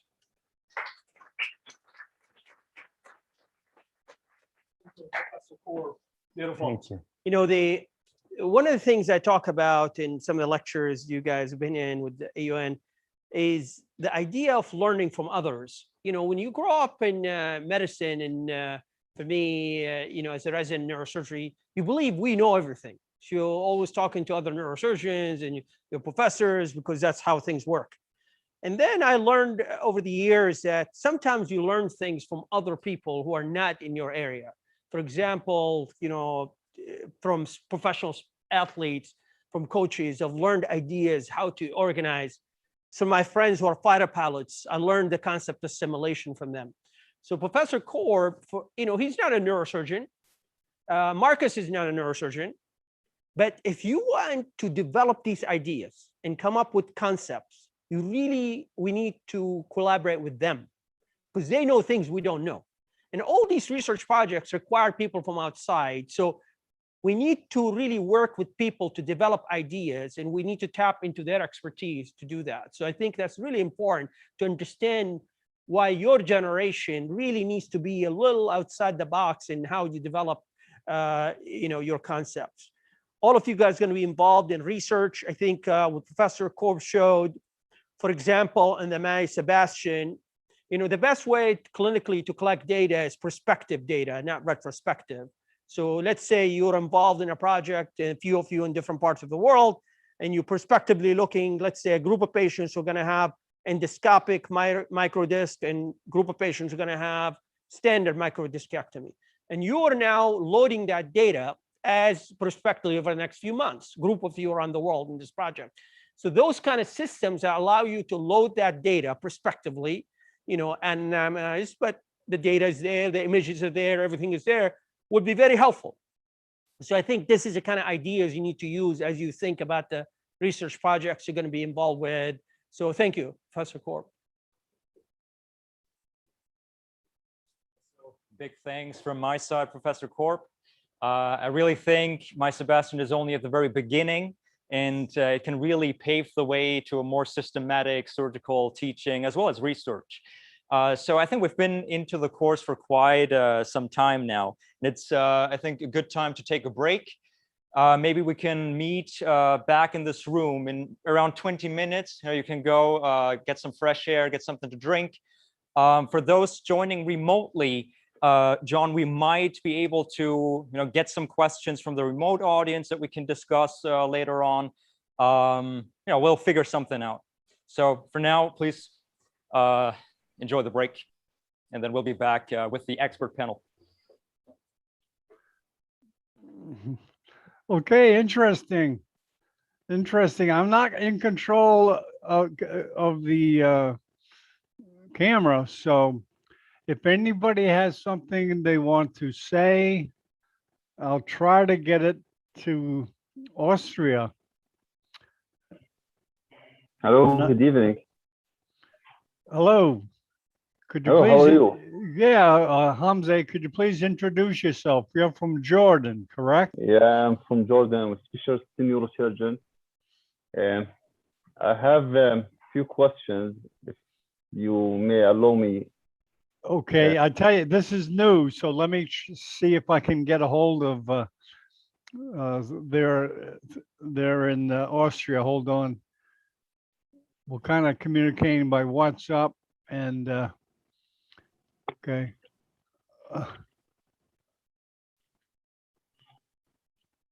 I'm just telling Ibrahim, the gentleman that spoke, that we have a few questions.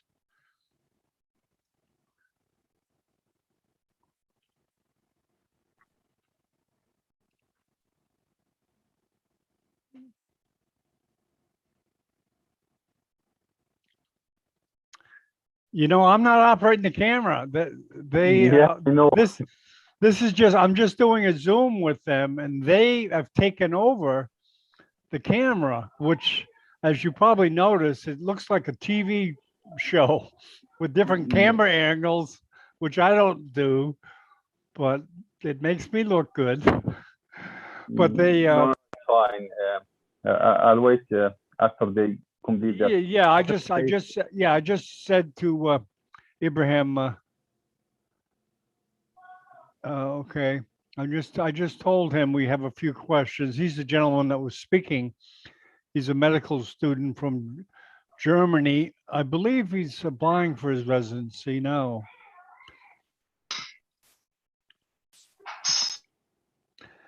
You know, if you can you write the question in the chat? That might help. Yeah, I'll try to write it. Yes, it's better to write the question. Hello, and Saeed. How you discussion. doing? It's a good. It's better. Okay. Okay, fine. I'll write it down. Okay, thank Yeah. Is anybody from the production team listening? I know maybe Ibrahim is a little busy there. He's got a lot going on his plate. How you doing, Saeed? Fine, thank you.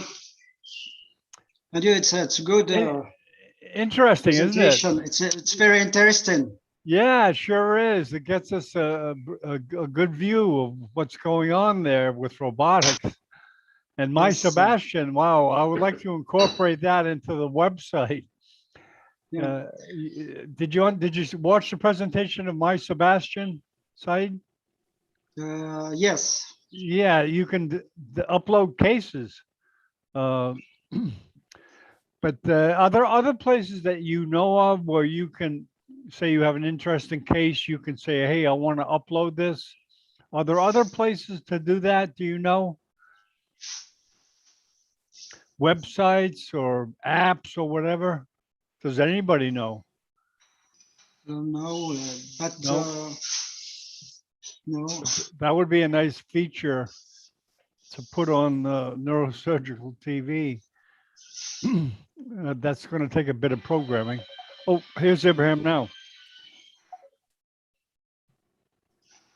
Hey, John. Hey, Abraham, going great. Yeah, all right, fantastic. So just to, I mean, I know it might be confusing to you right now. Yeah. So we are basically making a break, right? Right. So that all the course participants can go out, get some fresh air, and we'll be back in like 15 minutes. Okay, we have a couple of questions here. I don't know if you want to look at, you're probably pretty busy, right? Yeah, I'm able to see them right now.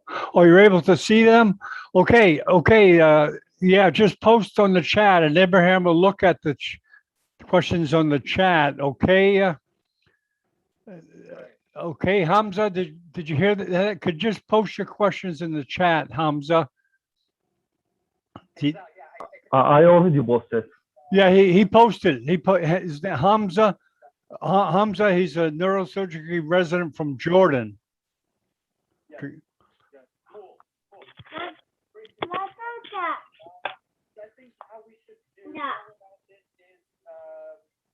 case you can stick around, right? All of you are joining remotely.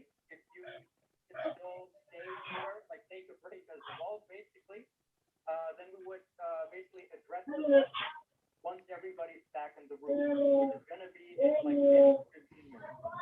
Okay. Okay, I'll advise everybody that. Okay, so then, okay, cool. Okay, take a break. You need it.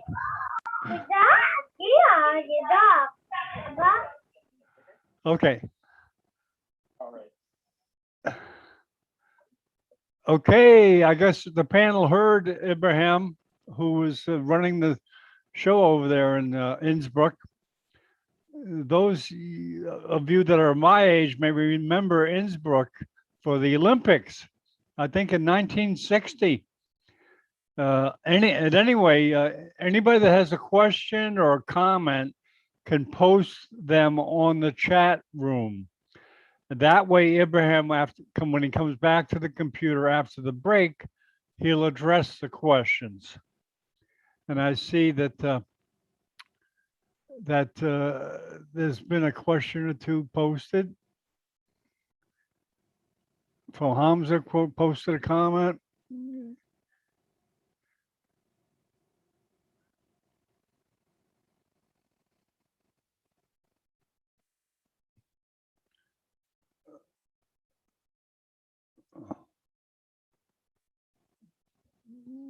Okay.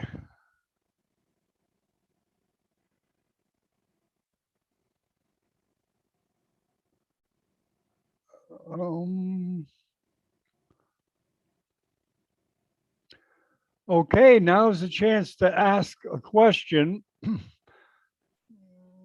You can do it anonymously or just put it next to your name. Just post a comment or question. Let's use this technology. If you have questions, we'll try to make sure that your questions or comments are addressed. I mean, after all, this is an interactive platform. That's the true benefit. It's like a surgical tool. If you don't use it, it's not going to benefit you.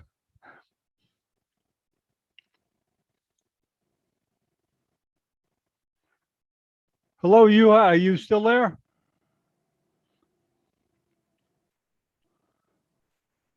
Okay, we got a couple relevant questions. How can we admit to AUN and receive the degree? Okay, there's certainly questions that they want to address. They want to answer.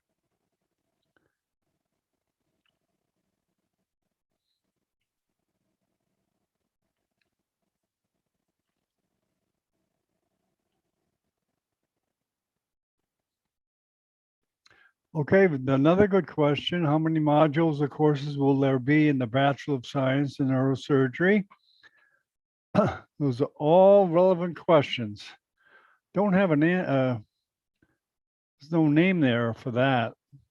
I don't know who asked that question. Anyways, that's okay.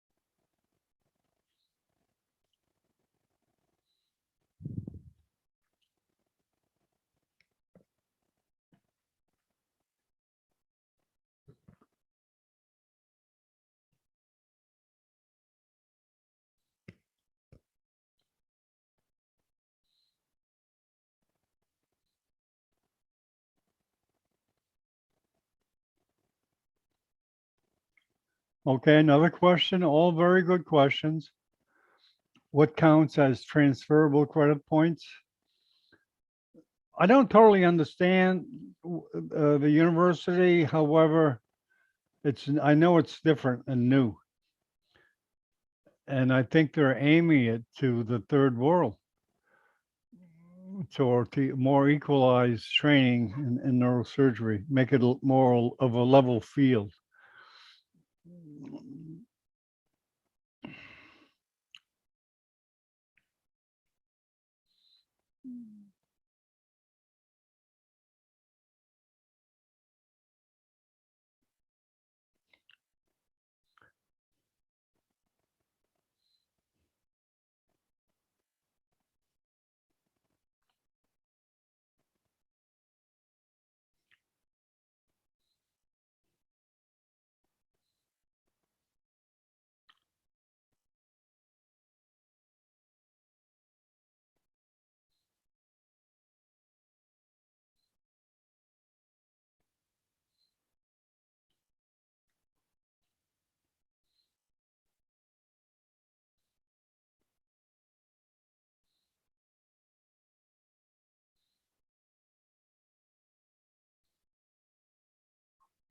Oh, okay. Oh, thank you for the answer to my question about Oak Park, where there are a lot of cases. Yeah, thank you for the input. Platform called Open Park, where there are a lot of cases. Wow, I guess it's in Japan. Thank you. Thank you for the feedback. I'll definitely look that up. I better write that down because once this webcast ends, the chat disappears. Although I can probably record it. Oh, let's see here.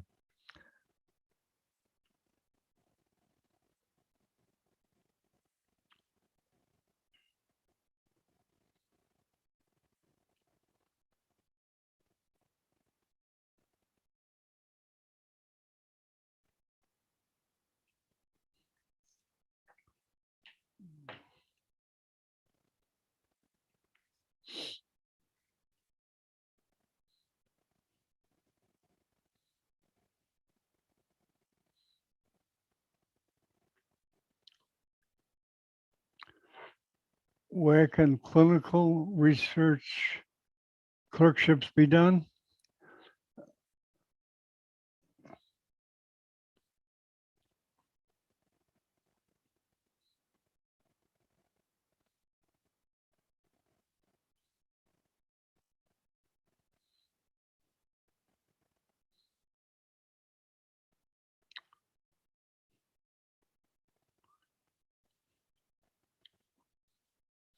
Well, you know, there are so many questions. I'm going to propose to them that they have a webcast that just answers these questions about the university, credits, etc. Because I don't think they'll be able to address them all today.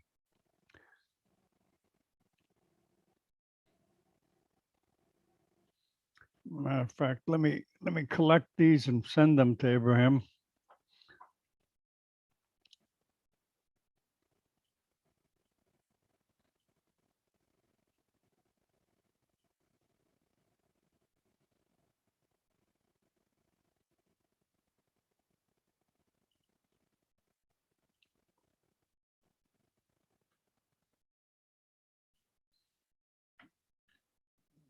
There's a couple.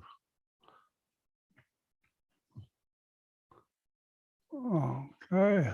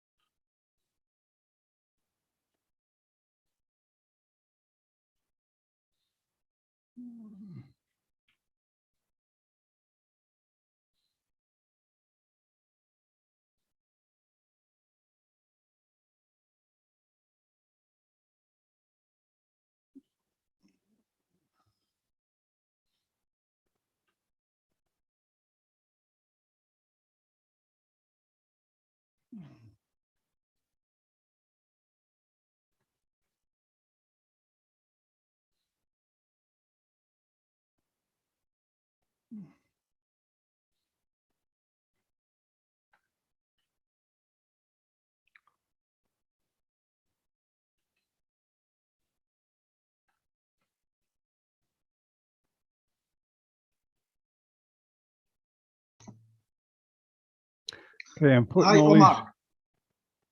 Hi, Dr. Said. How are you? Fine, and you?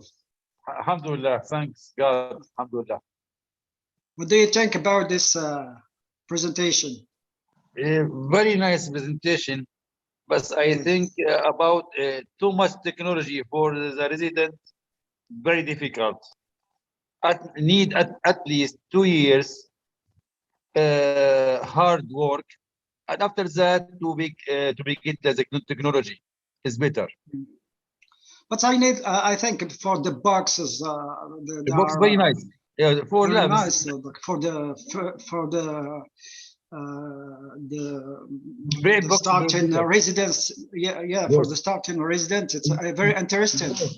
Tested very nice. This one very nice for the beginning before you go to the OR, live OR. Very nice.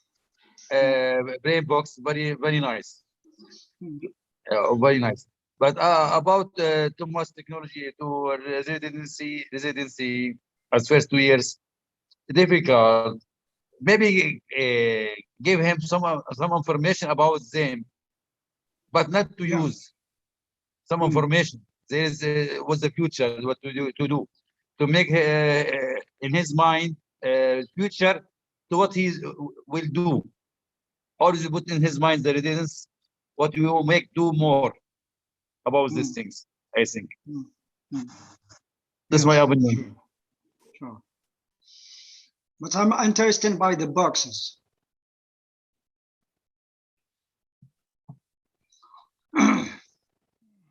Amar, we don't, we can listen. Especially for the Yes. aneurysm and microsurgery. Yeah, because I want to I planned the next this year to do a workshop with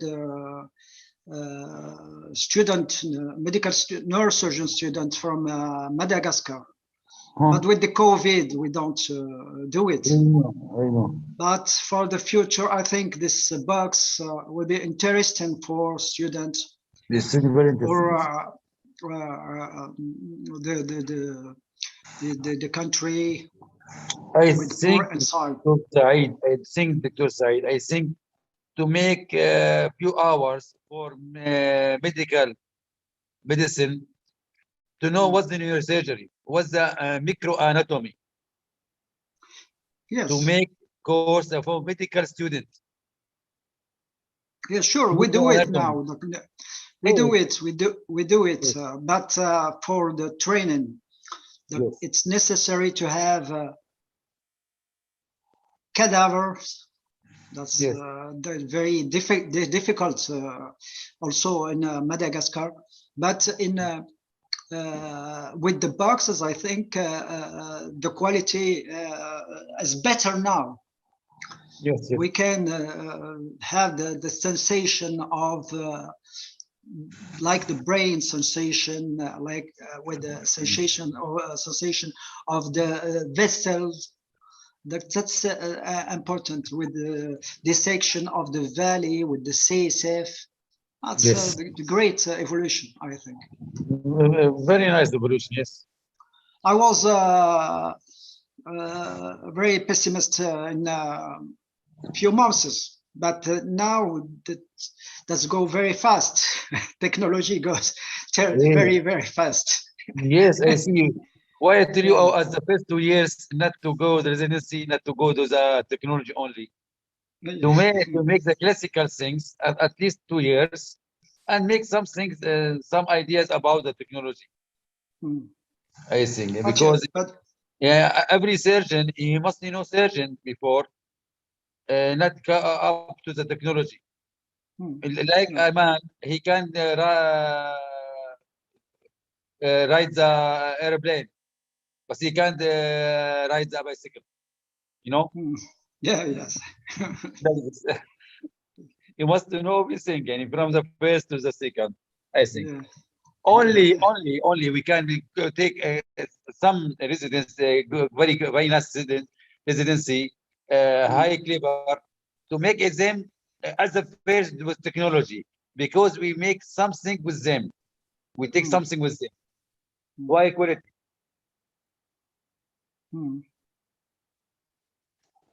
You see? Yeah. Sorry, I have some. Okay, no problem.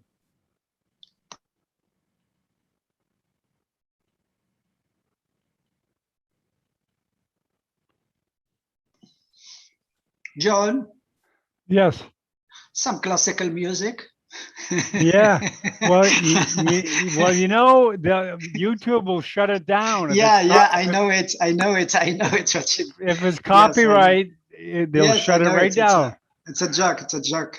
Oh no, I'd like to. Believe me, I'd like to put good music on, but I made that mistake. And one time, from Portugal, I televised a conference that had background music in the auditorium, and they shut it down.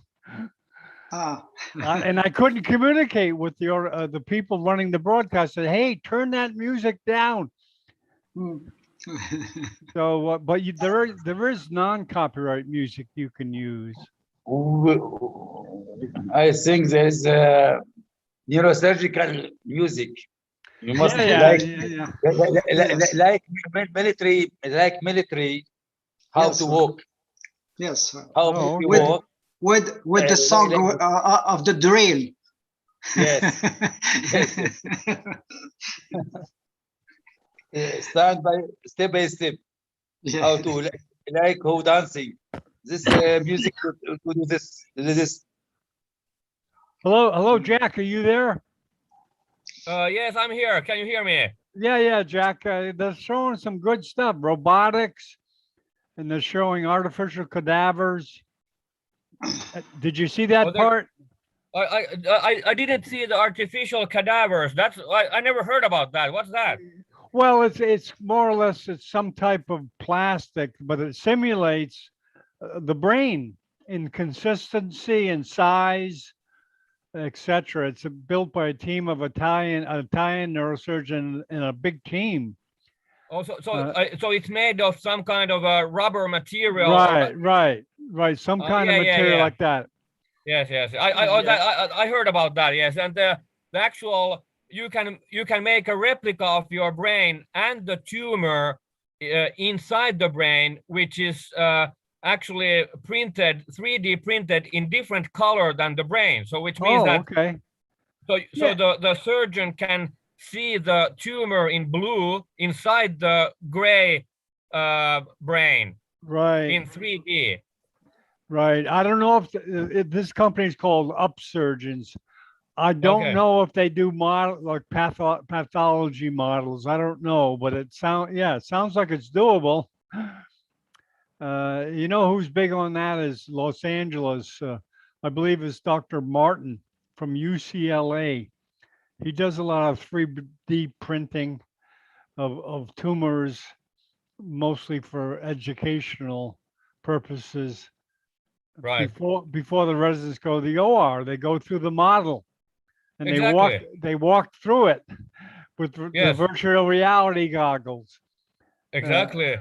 Yeah. I think that not being a surgeon myself, of course, but I believe that if I would have a tumor and a surgeon could be able to make a 100% replica of my brain and the tumor within it, then they could actually they could actually do the surgery process already one time before they would enter my brain. They could practice the whole operation.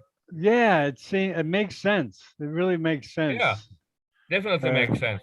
And I believe to some extent it's happening now. I'm not sure exactly how far they're going with that, but I'm sure it's being done. It's being done. Yeah. And now it's just a matter of educating the neurosurgery populace about it. Right. Because there's a lot of, as you know, a lot of skepticism, a lot of ignorance, because how can a neurosurgeon know all this stuff? I mean, they've got enough to worry about just to keep up with regular education. Exactly. But I mean, AI is actually like a big part of it is machine learning, of course. But I mean, if a lot of surgeons are updating the AI on a daily basis from every and each one of their operations on a daily basis, then the AI will become very intelligent and smart and experienced. Excuse me, Jack. Hello, Abraham. Yeah. All right. So, I mean, I checked all the questions. Okay, you got the questions, right? So just take them as you want, whatever you want. Yeah, I think we'll save a lot of time by just having Dr. Abdulrauf address, how to really get into the university, the program, what the program is about, how much it costs, blah, blah, blah. Yeah, we can do that later. We could do it later, or you guys could do another show of just answering questions about the school. Yeah, exactly. I think right now we'll just have. Yeah, you guys are rolling. We don't want to stop the train. Yeah.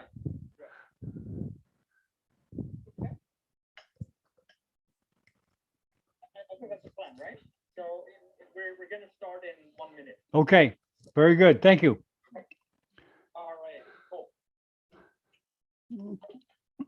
Yeah, I just talked to Abraham, everybody, and he'll be addressing the questions, but not at this time because they have momentum, obviously, with this presentation. And there's a lot of good questions which need to be answered. And he's got a copy of the questions as well as the people that asked them. So they will be addressed.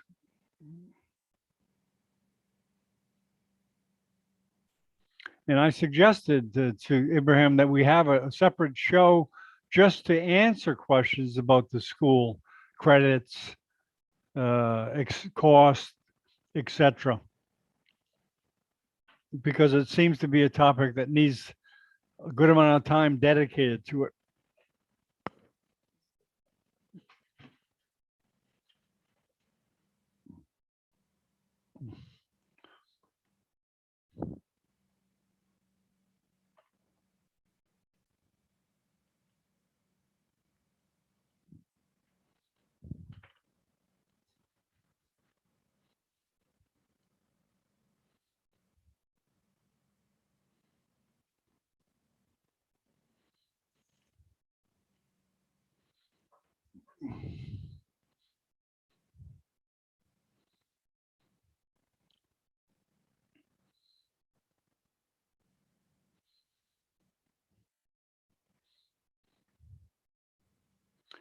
I'm going to put the beach on. You don't want to see me.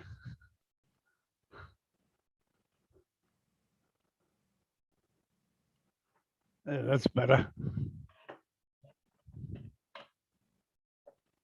Jack, you know, are you there, Jack? Yes. Yeah, you notice that TV production, they have different cameras they're using, different angles. Have you seen Yes. that? Yeah, This at the seminar now, you mean? Yeah, this is a TV production because I'm not handling that. They're essentially taking over the screen. They have 6 cameras and having different angles. I mean, they're really professional looking. Of course, Yes. I'll take credit for it. That's okay. Yeah, it's all yours.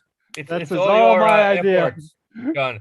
But I think that I mean, in my mind, I believe that all this like neurosurgical and surgical webinars and not only in the surgery business but every business, it's gonna be more frequent. Actually, we're moving to the cyberspace in every industry, which means that, I mean, any kind of surgeon anywhere in the world can already kind of sell webinars or provide webinars in their very special expertise domain. You know what I mean? Well, you know, the actual way that conferences will be telecast is going to change Yes. because I think once that virtual reality is incorporated, like right now, for example, we'll be watching this webcast with a set of goggles on, and there'll be other information flashing in front of our eyes about the topic being discussed. Right. There's a lot of different areas this can go into. The big Yeah. point is getting the person on the screen. Once you get them on the Yes. screen, okay, you can take them where you want to take them. And then, I mean, I also believe that, I mean, thousands of surgeons all around the world are able to follow one neurosurgeon's operation anywhere in the world in, I mean, in live stream. So they can learn from the best surgeons in the world by just getting a subscription maybe for a year, and then they can watch every time the surgeon has, operates. They can log in and take a look what he does and how he does it. Yeah. Different countries have different security and privacy issues, but that certainly can be addressed in some form. Yes, but it can be also, I mean, addressed by asking the patient for Permission, yeah. that are you willing to sell this Right. data, to us? Right. We will give you a 30% discount of your surgery, and then Right. anonymously, we will live stream it all around the world. Nobody will know who you are. Yeah, brain tissue you can't recognize. Yes, exactly. It's kind of going overboard with the privacy issue. But of course, you got to obey it to, yes, wherever you're at. Very true. Very true. Yes. But so I just think that neurosurgeons and surgeons all around, anywhere in the world have a huge market in China, as long as we can find the right channels and procedures and way how to really get access to the Chinese surgical markets. Yeah. Yes. Yes. It's in the future. Yeah. In the future, we've laid the groundwork, and we just keep building. Yes, definitely. Yeah. So it should be starting in a minute. And it seems like a surgery is very much like a craftsmanship. You need to have a master and then the student. So it's like a father to son skill more than anything else. Yeah, it seems so. Yeah. Mentorship is certainly very important. Very important. Yes. And then I knew about before I came to this area. Right.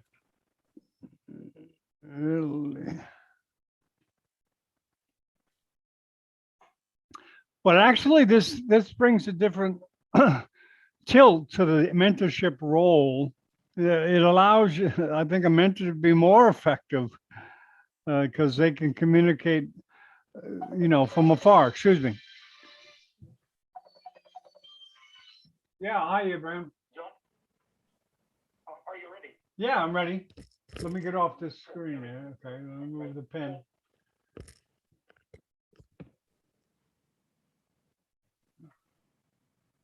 Okay, so welcome back, everyone. I hope you had the chance to get some rest. Now, we saw a lot of questions coming in from our remote audience asking, what is the program really about? How does the bachelor's program really work? How can I get more information? I think the best thing would be just to have Dr. Abdulrauf give you a very short, a very brief answer on how to, learn more about the details.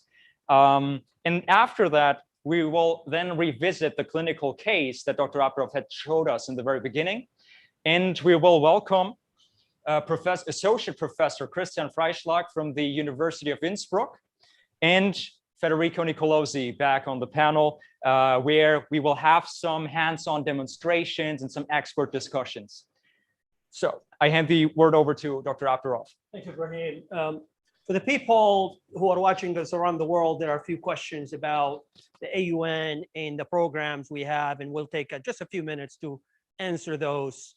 So essentially, we have 3 degrees. We have a bachelor degree in neurosurgery for medical students, and we have a master's degree in neurosurgery for residents in training in neurosurgery, and we have a PhD or a doctorate degree in neurosurgery for neurosurgeons in practice. Each of the 3 degrees are designed to produce what we talked about, the neurosurgeon scientist. So research is a requirement for each 3 within the AUN. A research center in the AUN will match the students, the residents or the neurosurgeons with the right project and the right team that will work with them. We will provide the teams for the research projects. And then a number of students working on one project, they could be working in different places around the world. That's why these are mostly going to be clinical projects. They'll have a PI, principal investigator, that will be organizing this. And then different people were going to be feeding different clinical data from their regions of the world. Of course, people interested in bench research, that's a different arm where you get introduced to a mentor, you go spend time with them in their own university, their lab, that's a different thing. But for the majority, really, we believe this is going to be, clinical projects. So what this is going to happen is over the next few years, I project that the biggest clinical studies that will affect decision-making will come from you guys, from the AUN, because we're going to have students, residents, and neurosurgeons working in large projects together. And as this work gets published, you guys are going to affect the whole direction of the field of neurosurgery in the future.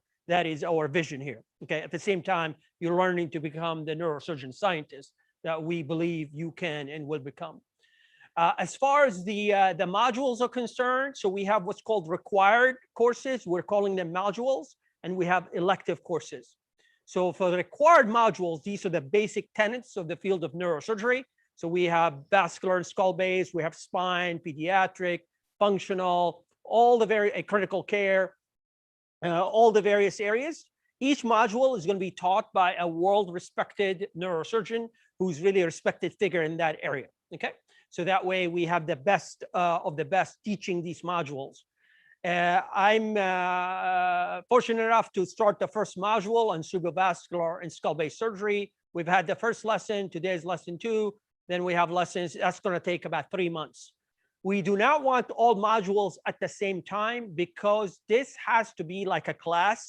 You enter the AUN, you do one class with your colleagues around the world together, then you enter another class. We don't want to confuse you. You're learning about vascular and suddenly you're doing something about pediatric. And we just want to keep this simple. And plus, those who are students, you're very busy in medical school. We cannot be asking you more than like an hour a week. And that's why we want to keep it sequential versus in parallel. Residents, you're very busy. That's why we want to keep it that way. So that's how that system works. The electives are going to be specialized fun areas in neurosurgery that you could pick from. Bottom line is, for a bachelor degree in the United States, you need 120 credit hours or credit points. Of course, that takes 4 years, for people to do in college. But the only way this is formatted is that for you to transfer credit for the bachelor degree from your medical school into the AUN, we will allow maximum of 90 credit points to be transferred. Most students will be able to have those 90 credit points by 3rd or 4th year, so it's not a problem. So the requirement is you have to have 30 credit points in the AUN for you to be able to get a degree. So these modules plus the electives will form those 30 credit points that you're going to be required to have. The minimum amount of time, it'll be 2 years. I think just projecting and how sequentially the courses are going to go, it'll take you 2 years to get the degree. But for junior students in 1st or 2nd year, there is no rush. You could do this over 3-4 years. There is no rush. You just want to get the degree just before you get your your MD degree. Okay, so that's the idea of the bachelor program. The advantage purely is it's not just having that degree. It's really first, as you know, neurosurgery is very competitive to get into in many countries around the world. Being on an original paper where your name is published in a major journal is a big plus. Okay, that's besides the fact we're teaching you how to do research and and secondly, you're going to meet mentors in this program, top leaders of neurosurgery. Those are important people to write recommendation letters for you if you've done research with them or you connected with them and spent time with them. Those two elements, the research and the mentorship, are two critical pillars of getting into competitive neurosurgery programs. So it's not just a degree, but it's that.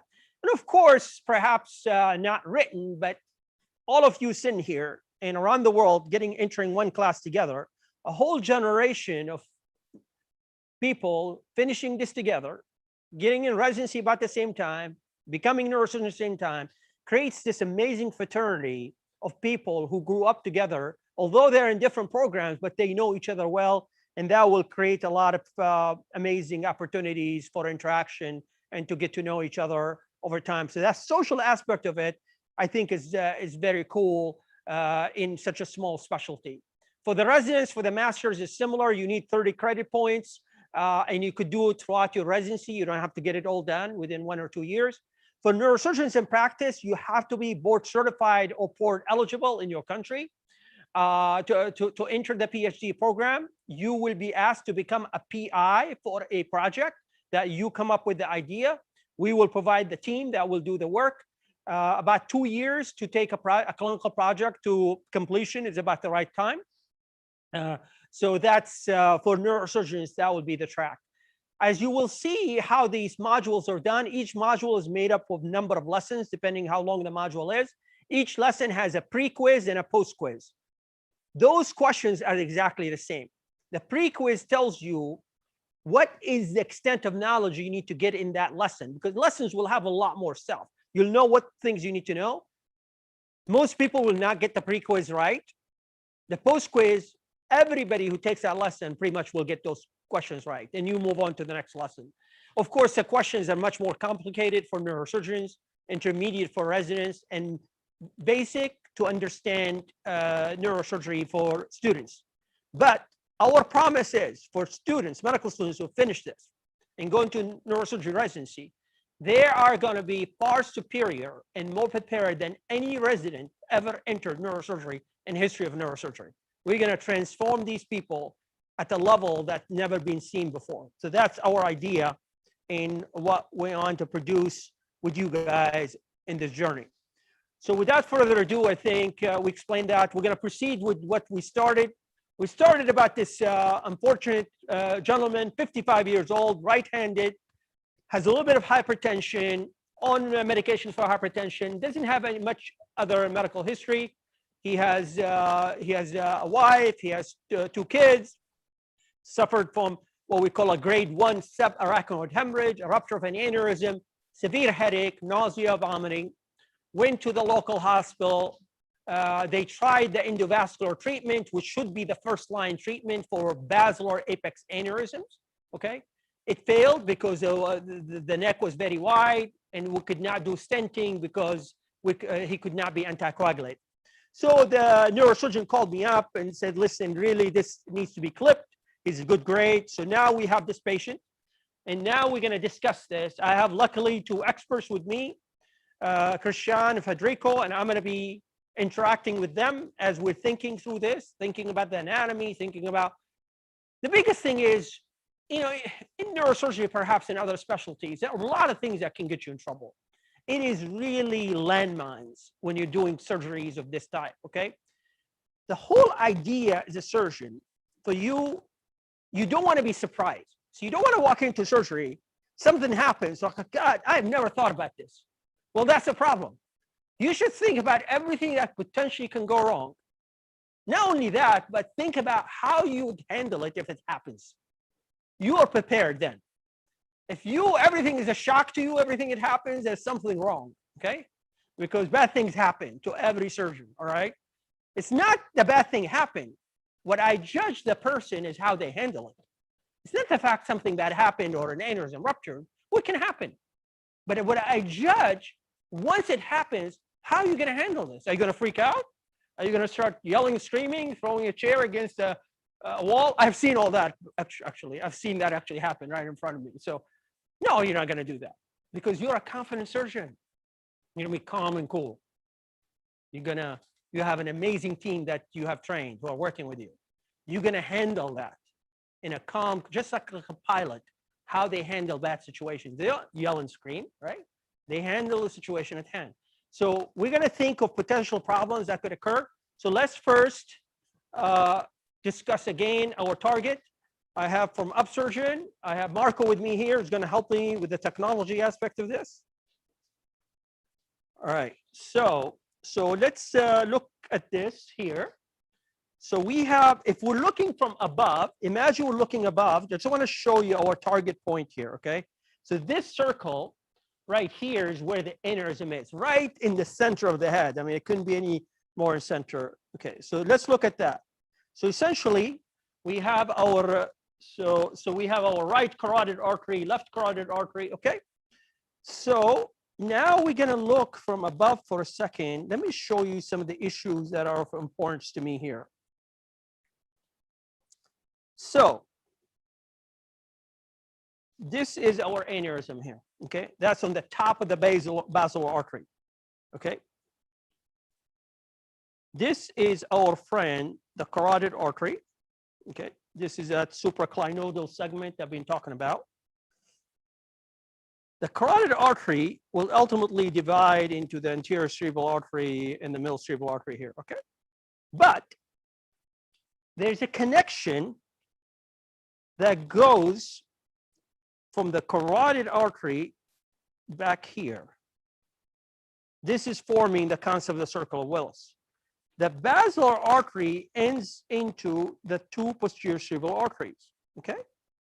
So this artery, this blue little artery right here is the posterior communicating artery, which will happen also on the other side here. So forming, this becomes the circle of Willis, all right? Now, why I keep fixating on the posterior communicating artery? Because the approach we're going to take to get to this aneurysm is going to be through the sylvian fissure we call transsylvian. First thing we're going to see is this area right here. The posterior communicating artery, one, is going to lead us back to that area, but secondly, in this kind of cases, as you will see in a minute, it's a problem. It's right in your way. You cannot sometimes really get your angle right to get to the aneurysm. That is our first landmine, the big one, is to, once we get there, are we going to have a problem to expose the neck of this aneurysm and put a clip on it? Okay. So that's going to be the situation that we're going to be looking at. All right.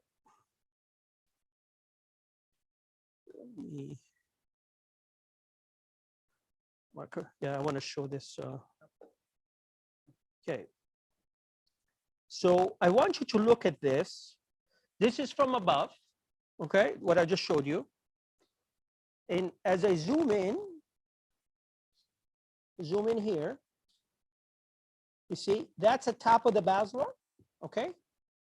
And then, as you will see here on the right side, how do I annotate on this? Okay. So,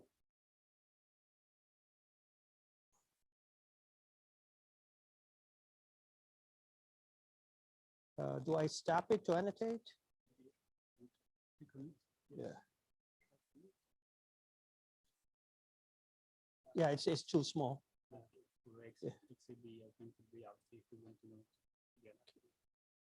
So that's the carotid artery. Sorry, I have to hold it, so it's moving a little bit. Let me, yeah. So let me put it in here.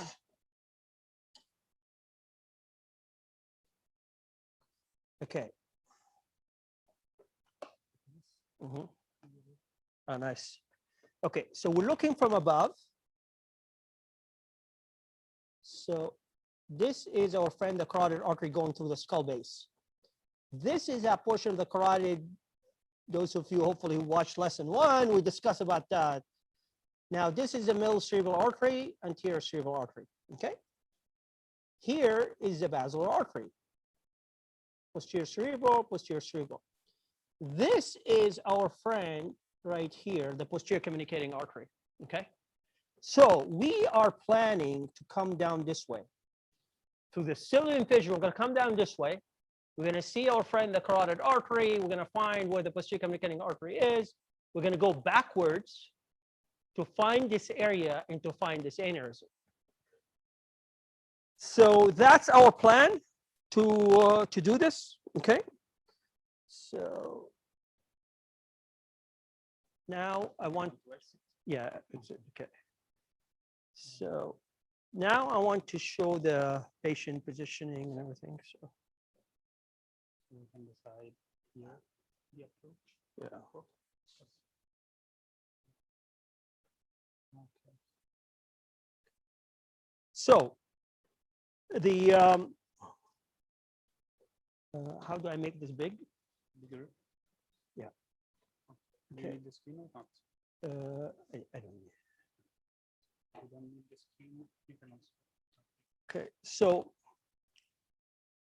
how are we going to get there? You see, we're going to enter through this area behind the eye to get to the sylvian fissure. And that's how deep that is. The first thing we're going to see is the carotid artery right here. Okay. So let's go back to the skin. Okay. So our idea is to get that point is to do this craniotomy here. Okay. How do I annotate? Without the skin? Yeah, just edit. No, okay, all right. So this is, sorry. So this is a bony opening we call the terional approach. All right. The sylvian fissure is going to be right here between the frontal and temporal lobes, and we're going to show you that in a minute. Our idea is to get to that area right there. Okay.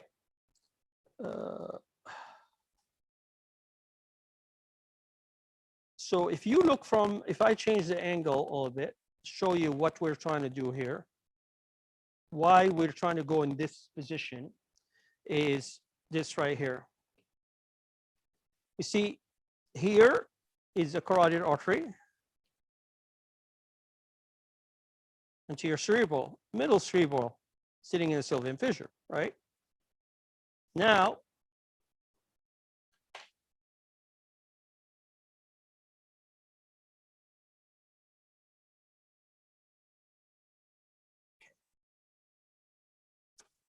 so we're going to have to come down here. Come down here. We're going to see the carotid artery. And then we're going to find the structure to go back here. Now, as you recall that we spent the first lecture on, is that the optic nerve sits right here, the right optic nerve. Left optic nerve will be here. So that would be a very important landmark that's going to tell us where we are. Okay. The other structure that's going to become an interesting thing in our way today is the structure we call the third cranial nerve, and it's going to be sitting right here, the oculomotor nerve. So we are going to be looking at a number of things: the oculomotor nerve, the optic nerve, cranial nerve 3, the posterior communicating artery going back, the carotid artery. So in this tiny area, we're going to be dealing with these structures to get back to our area of interest. Okay, so let's get started. Okay, now let's go back and do the augmented reality for the positioning of the patient and so forth. Yeah, spine right side. Yeah, you can decide one of these. Spine. If you want to put directly with augmented reality, you can try. Yeah, sorry, in the phone. So yeah,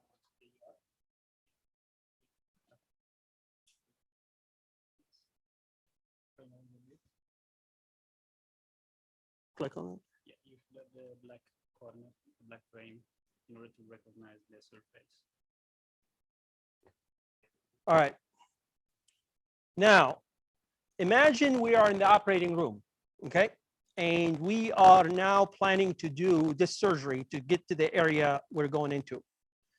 I want to ask Federico and Christian about how they like to position the patient, how like to position the head for the optimal transsylvian approach, carotid cistern, intrapeduncular cistern. Are there some tricks, things that you believe in?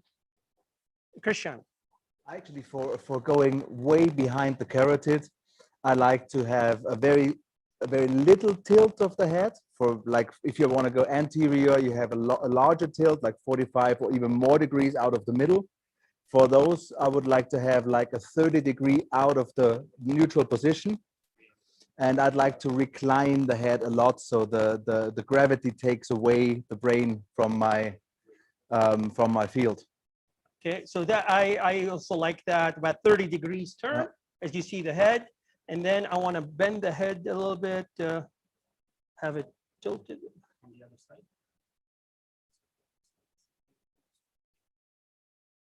So pretty much looking at the patient like this. Is there a way to move the head like this? Okay. You see how I'm tilting just the head, just about, this is very important, of course, for the residents that are watching.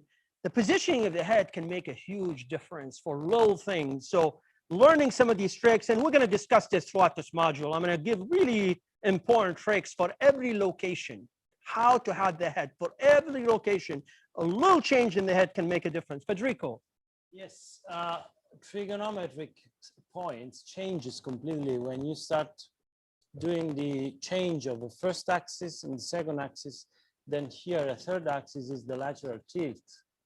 And it is important because give you the final effect that Professor Freshlag said. I mean, the turning up, the turning down the head, once you rotated the head, is a lateral tilt. Yes. Okay, so you need to consider all these movement in one. So you do not split these in the reality. You don't. So what Federico and Christian are saying, there are three things. You have how much the head is turned, and then how much it's in this direction, and thirdly in this direction.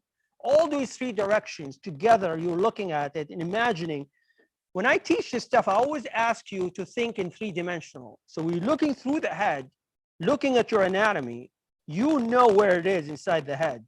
And you are positioning based on all the things that are happening while you're looking through the head. That's how I want you to learn from that standpoint. Okay, now, yeah, so this is what Federico is talking about in Christian. You see this lateral tilt, okay? This becomes very important. This is especially important. We're gonna, not today, but we're gonna talk about the subtemporal approach where you go below the temporal lobe and so forth. The lateral tilt becomes your friend, otherwise the temporal lobe in your way, okay? So those little things make a difference. And the more you turn the head, you sometimes wanna put a padding on that shoulder so you're not really hurting the neck too much. So you elevate the shoulder just a little bit just to help you in that process. So what Christian and Federico are saying, these are really important elements, especially for the residents who are watching. You know, you're asked to go position patient before the professor comes down there. But you know, that positioning can make a big difference for the whole surgery, okay? Now I wanna go back to the, just stop this. I wanna go back to the terional. Yeah, yeah, with the brain in. Yeah. We must go on. Which goes here, this supine, and adjust position of the head. Okay. Okay. You can find the animation. So now we've got our gentleman position, elevation is in pins, okay? Now we're gonna do the various, This is the animation, the surgical approach to the animation. You can add notes. Okay, so that's the skin incision, okay? Nice. Okay. Now you're gonna be reflecting, of course, for the residents is very important.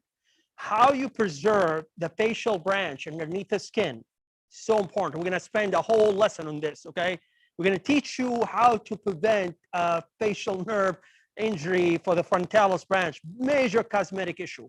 We're gonna spend one whole lesson on this concept. Not today, but we will, okay? Now we're making the temporalis muscle. So this is cutting the temporalis muscle right there, and it's being reflected, okay? And that's nice, okay? Now we were putting the burr holes. As Federico said, it's better to learn the burr holes in the lab than to do them first time in the OR. All of us learned to do them in the operating room first time, but you know, I think we could do better than that, okay? And then we're turning the bone plate, right? So this is a terional craniotomy. Nice, that's a dura underneath you, covering, so that's a frontal lobe, and there is a temporal lobe, okay?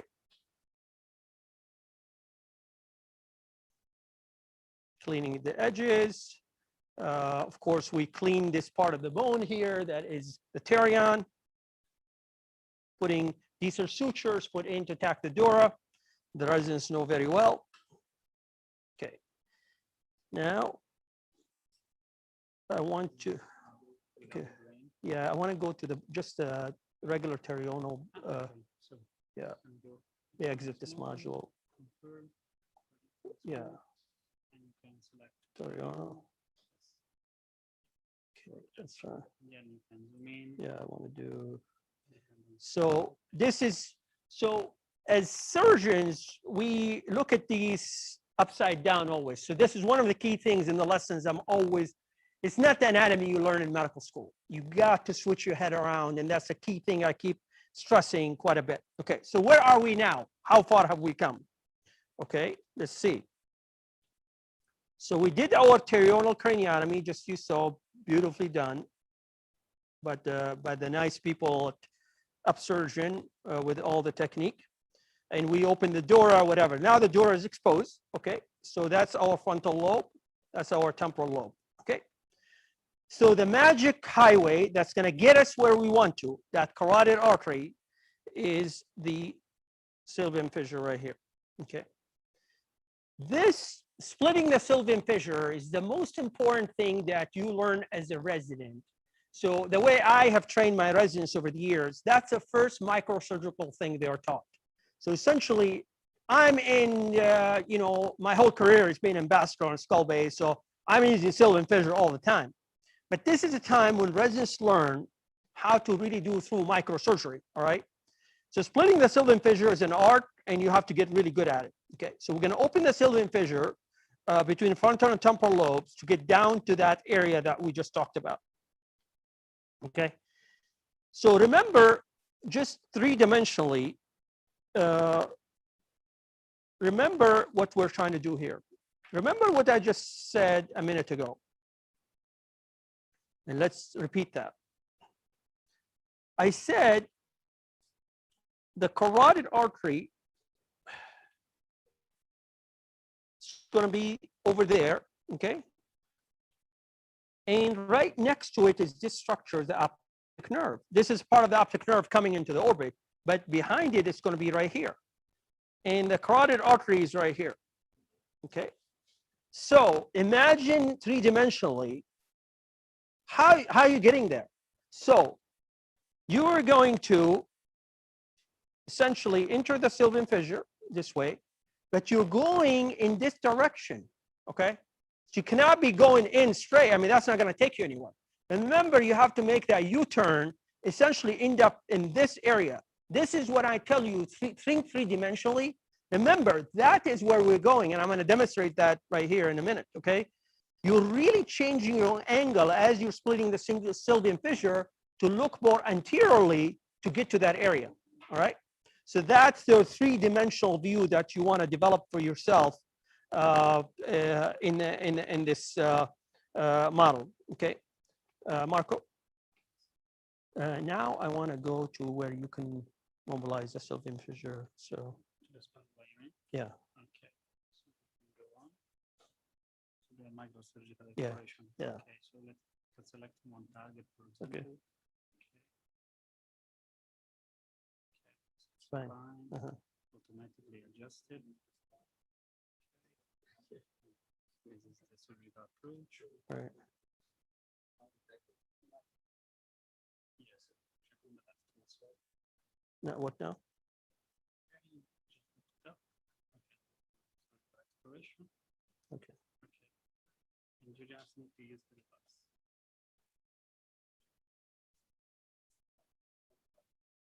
Okay. Okay. How do I switch the? Okay. Okay. Cool. All right.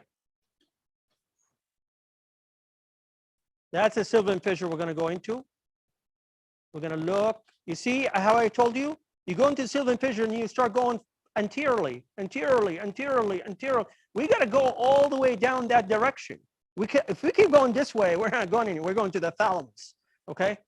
If we go this way anteriorly, now we are talking, okay?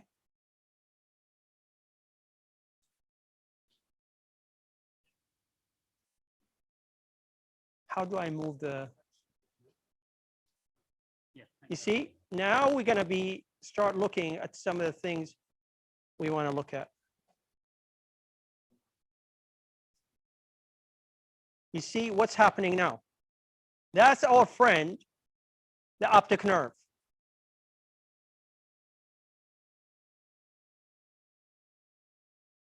That's our friend, the optic nerve. Let's hold on.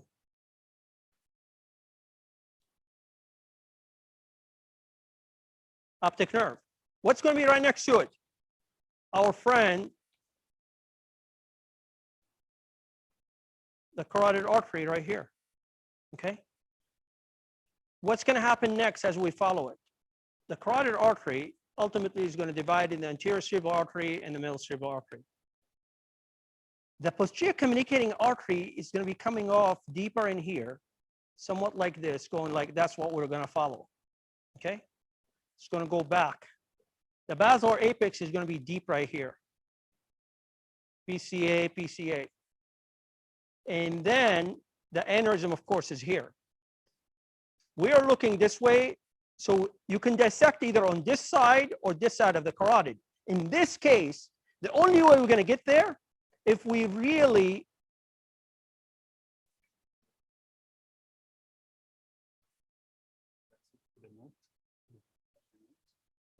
You need to move it, correct? yeah, I need to move, yeah. So let's hit this one.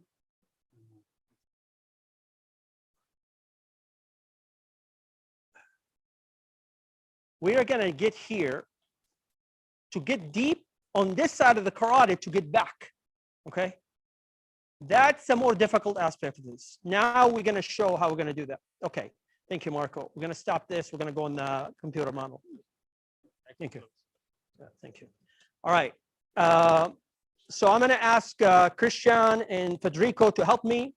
Please don't evaluate me. This is a new system for me. I'm not used to it. But let's be nice and friendly today, okay? So I don't want to hear any smart remarks in the back. Michaela, especially from you. I don't want to hear anything, okay?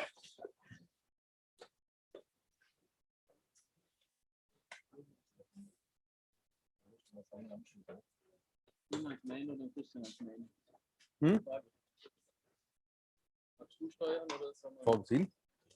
you want to guide it yourself, or should I?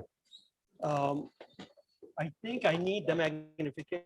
Oh, okay. You can guide while I'm doing this? Yes. Perfect. I Let's do could. that. I could try. Please, guide me. That's perfect. I love that. You will be the spectator and he will be. Oh, that is totally fine by me. Right. Just take it in your own hands for a second. Okay. And put it on your head. I will help you in the back.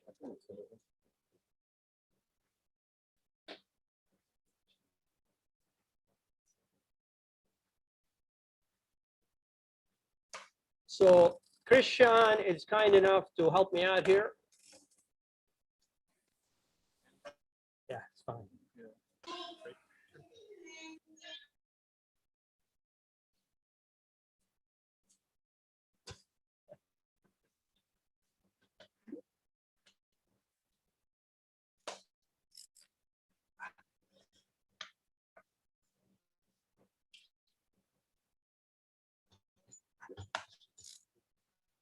Yes, what?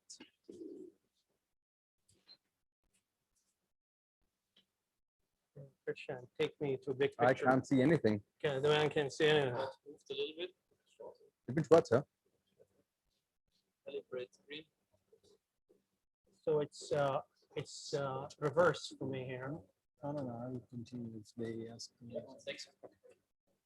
Wenn ich ihn anleite, hat er das verkehrte Bild. Du müsst ihn gleich richten. Weil ich sitze quasi, ich sitze mit auf dieselbe Ebene und schaue in dieselbe Richtung. Mhm. Mhm.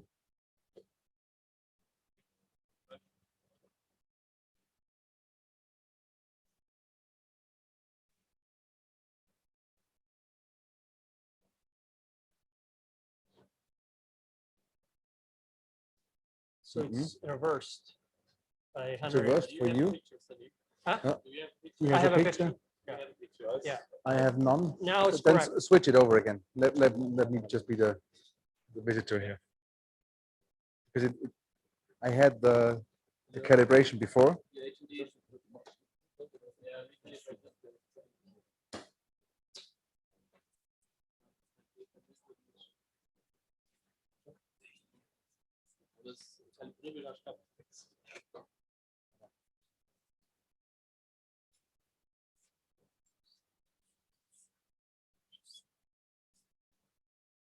Start.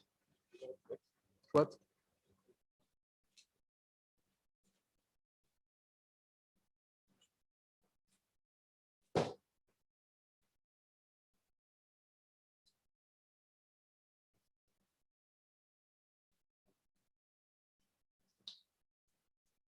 It's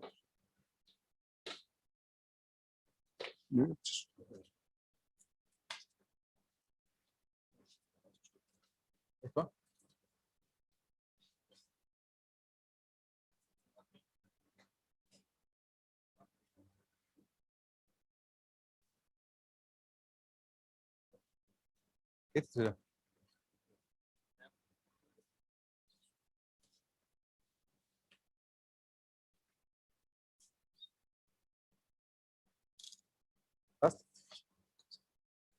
is it in the right direction now for yeah, you? It is. Yeah. Okay. Is it for you, Christian? Yes, it's Okay. great. Christian, if you could change my vector going more this way. Nice, nice, nice, nice. Okay, let's stop here. Okay, so are we ready, guys? Can the people on stream see this, the microscope view? Yeah, it looks Okay. great. So essentially, as we described, we have a terminal craniotomy here. Right temporal lobe, right frontal lobe. Okay. Again, Dr. Christian is helping me with the navigation with the system. So the splitting the sylvian fissure is you cut the arachnoid. I'm going to grab micro scissors just to show you how we do this. So essentially, we are cutting arachnoid layers right here, okay, as we're going. I do not use retractors, so I'm going to stick to that philosophy today. So we cut arachnoid layers like that. And of course, we're going to get into the middle cerebral artery right here. Okay. Of course, this is an aneurysm in the middle cerebral artery. That is not our thing today, but it's fine. Okay. Christian, can you now direct me more this way?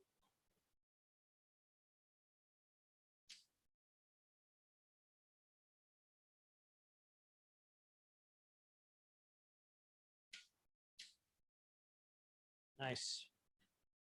So this bone right here is a pterion, and we like to really remove all this bone. So I tell my residents, don't let me see all this because this is obstructing my view, but that usually you want to drill all this bone flat, okay? So now we're coming deeper in, okay? Right here, we're following the middle cerebral artery. This is a first segment, which is we call the M1. We have not covered that yet, so I'm not going to get into it too much. Christian, can you zoom in for me? Okay, we're getting right here. Okay. Now, Christian, I want to change the vector a little bit, coming this way towards the optic nerve. Oh, there's an aspiration. I'm going to use it. Okay.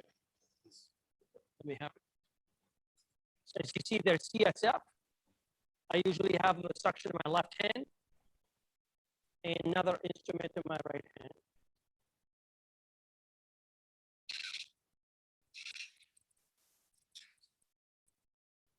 Okay, Christian, can you zoom in and increase the magnification for me?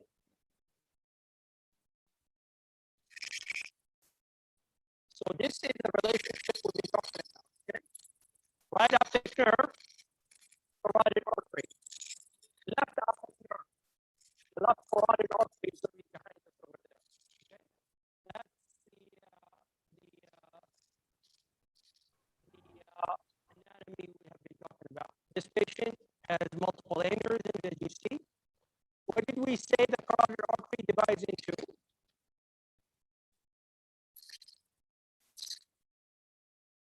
Christian, can you change my vector this way now?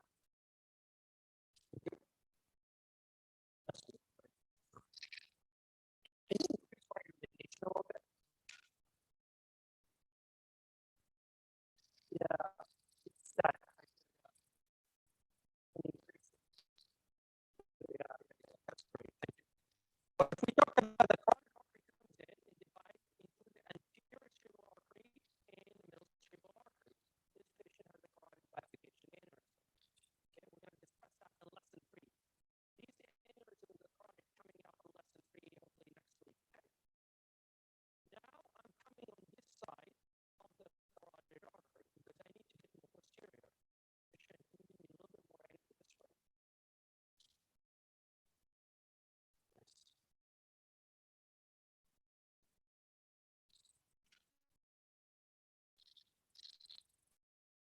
white structure is the oculomotor nerve. Okay, very specifically. So that is going for the brainstem. The artery that sits above the third nerve is the posterior cerebral artery. The artery that sits underneath it would be down here, superior cerebellum.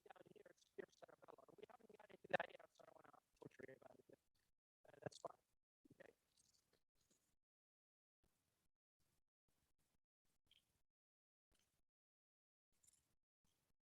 All right. So we have so far talked about robotic.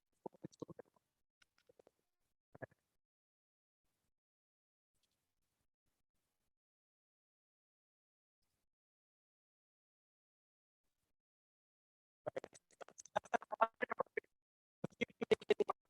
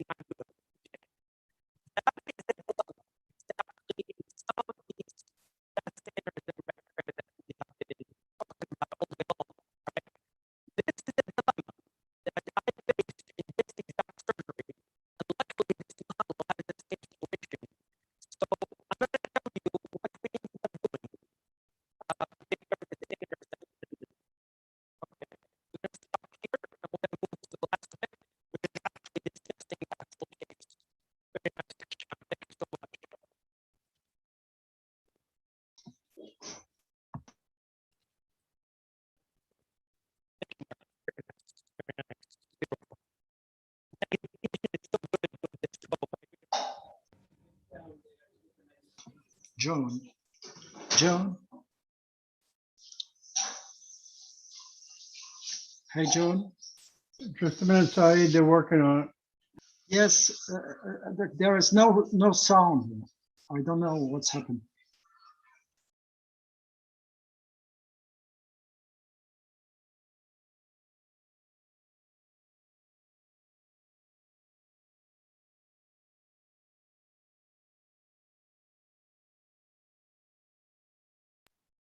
Okay, they're working on the sound.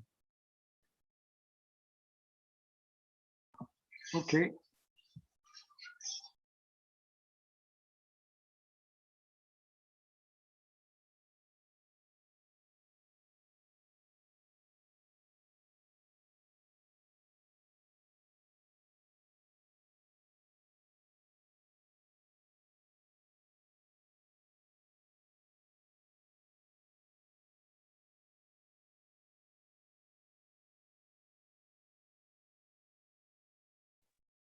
Be patient. I'm sure a resolution will be found.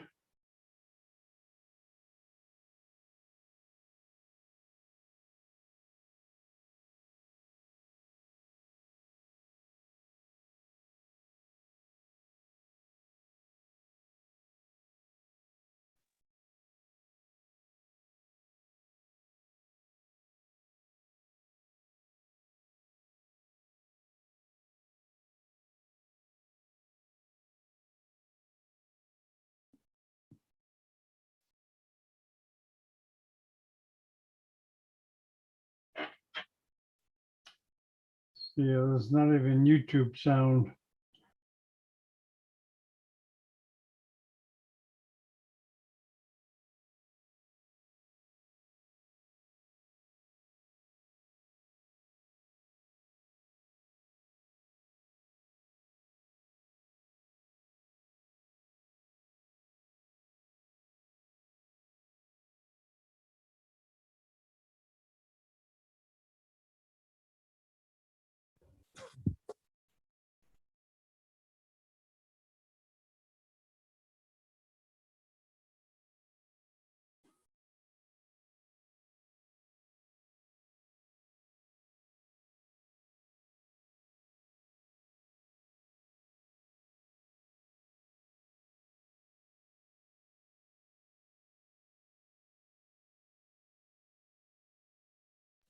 Hang in there, everybody. They're working on it.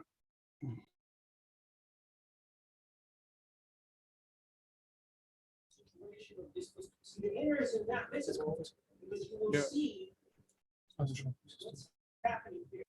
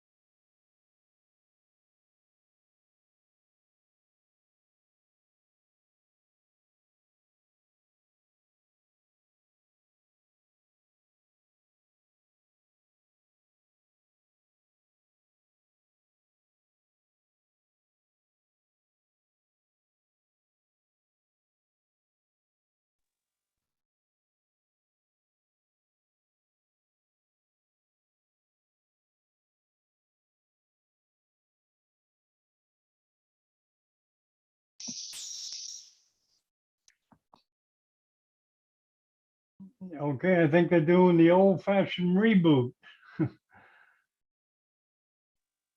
No sound.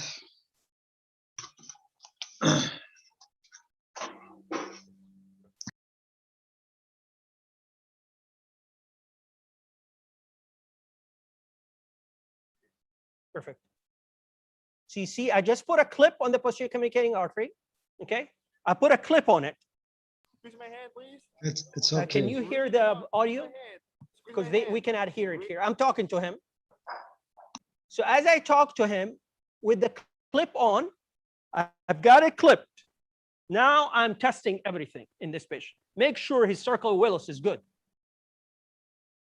Only way in the world you can know that answer is by doing it this way awake. Otherwise, you are taking it's a gamble. It's a flip of a coin. Okay, so that's why I want you guys to think innovatively. As okay, you see, these are the two clips. I'm talking to the patient. We're examining him. Okay, two clips in the posterior communicating artery right there. This is very dark area, you know, so it's not easy to see, and I'm sure it's not easy to see here, but this is what I'm doing. I'm making sure there's no perforators right next to me as I do this maneuver.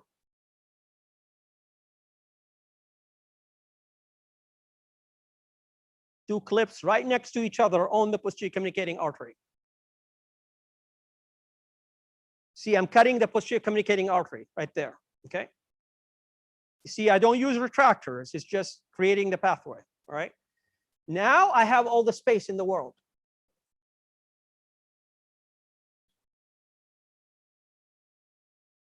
That's a basilar artery. Okay. I'm putting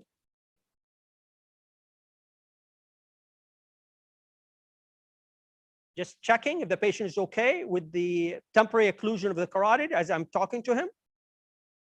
I'm holding the clip applier.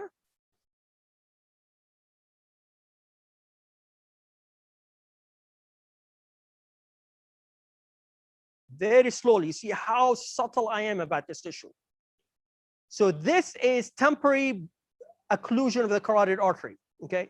Open your eyes. Unfortunately, can you hear on your thing, the audio? I'm talking to him, he's talking to me, okay, as I'm occluding the carotid. This is Really good. So in microsurgery, when we put a temporary clip on the basilar artery, you know nothing. Some patients can tolerate minutes, some patients within minutes will lose, they have no blood flow going to the brainstem. It's an unknown territory, there's no technology. But this way I know 100% as I put the temporary clip. The guy is talking to me, the audio is not transmitting. Maybe the screen people can hear it. I'm talking to him, he's doing fine, he's moving his extremities, I'm feeling very comfortable at this point, okay? So now I've got a temporary clip on the basilar. Now I'm looking at the aneurysm. Now I'm putting I know it's hard to see. It's a very tight area. I'm putting a clip on the aneurysm right there. That's a permanent clip. I'm looking behind the aneurysm. So important not to occlude any of the perforators here. These are the most important tiny vessels in the human body, these tiny little vessels right there, okay? So I'm looking behind in what we call the intrapeduncular cistern, make sure we're not occluding anything. Of course, I'm talking to him, so I'm feeling very comfortable. I'm coagulating the aneurysm right there, okay? Now I'm very happy the aneurysm is occluded, I'm removing the temporary clip right there. This is all in real time, so that was the amount of time we had the temporary clip on, you know. So that's what we call ICG angiogram, okay? We're looking at that.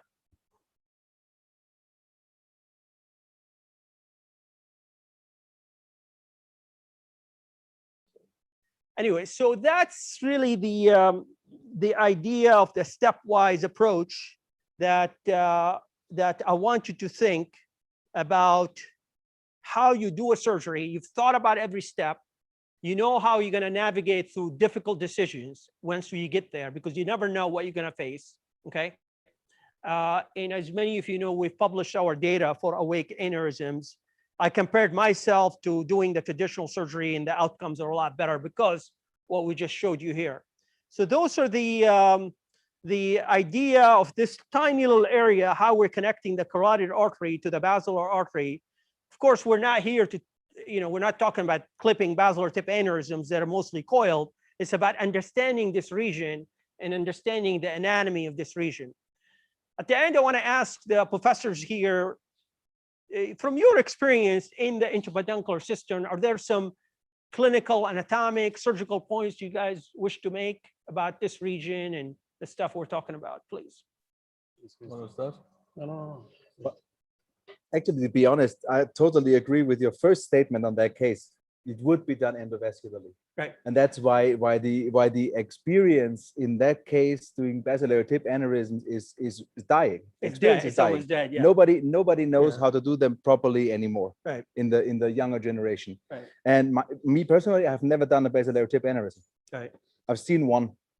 That's personally seen one being done. Right. So that's very difficult, and it will be a problem in the future because these cases will occur all more and more, because all the aneurysms that are nice for endovascular, they're always nice for surgery. Right. And those are not nice for endovascular, they are still not nice for surgery. Right. No, that's true. Federico. I agree with Christian. I have no experience in the basilar aneurysm. What I want to say is that we need to avoid the error to focus on the basilar tip aneurysm, because behind there is a mindset. There is an exercise we did together, which is about planning properly an approach. So it is just an example. It's no? just we're using that case just to show the anatomy of that region because there are tumors that Yeah. are right there. So, you So have the to point know. is not how many basilar tip No, USB no, will no, do. no. The point is how to think, Yeah. how to How to plan, get there yes, safely for a exactly. tumor, for a Yes, cyst, exactly. for many other things. It's And- understanding that anatomy. And another point is that, and this is more relevant for tumors, how the anatomy is and how the anatomy is distorted by a pathology. So this is another important point. So you do a lot of training on normal anatomy, probably on the cadaver, but the point is how the anatomy will be on the specific patient and with the pathology inside. So it is important, the orientation. In vascular surgery, this is quite, there's no distortion of the anatomy, but imagine skull-based tumors. I Right. mean, you need to have a very robust 3D imagination before putting your hands on it. Thank you. Yeah, for the students who are watching here and online, this anatomy will become very simple to you within a few weeks as we go through this module. Some of it may look really overwhelming, but it won't be. I can, in 4 or 5 weeks from now, this, what I showed you here, is going to look very simple to you. We're really going to systematically take you through this, okay? So you can understand it, the whole region in a way that it becomes very standard with you. And for the residents and neurosurgeons, we're going to talk about the technical nuances I've been talking about here today. I think what made today possible really is with all the help of the Upsurgeon, the models, what we did, it would have been, how is this lecture given that I just gave traditionally anywhere in the world? It's all PowerPoint slides. There is no way in the world I would have been able to explain this to you in the way we explained it with that technique, right? And with the help of the BHS, the microscope, we were able to show you those vectors, the different angles that are really hard to show otherwise. And I'd like to thank Christian for his input, very important points that he's made, about the future of neurosurgery. Professor Korb for the idea, how we compile data, how we put prospective data together for clinical or research ideas. I'd like to thank Ibrahim, our president for Germany, and Joe, the president for Austria. I want to thank you, the officers. Came from some of you from very far away here. It's great to be with you. Great to interact with you. I want to thank our audience, the neurosurgeons, the residents, medical students from around the world who've been watching. We look forward to having you in this journey with us. We are going to transform the field of neurosurgery globally to much higher standards. Same high standard for everyone. No more that this place, these guys are really good, this place. We cannot have that because at the end of the day, it's families of human beings. They deserve the best. They deserve the best care. They deserve the best outcome. We want to standardize a very high level threshold to achieve that. We have an amazing crew here that have come from Vienna to help the recording. We want to thank them. All the teams that have come with Marcus and with the BHS and Federico with Upsurgeon. We thank your effort. The future of education is going to be this collaboration between industry and educators, not only to educate, but also to do research. So thank you very much. And I want to give a hand to all the people in the back who've been doing all the work. Thank you very much.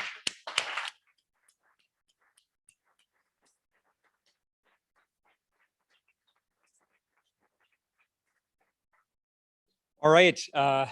I mean, I don't have anything more to add, to be honest. I just think that this weekend truly is a step into the future. And I can certainly say that we can all agree that the future of neurosurgery looks bright.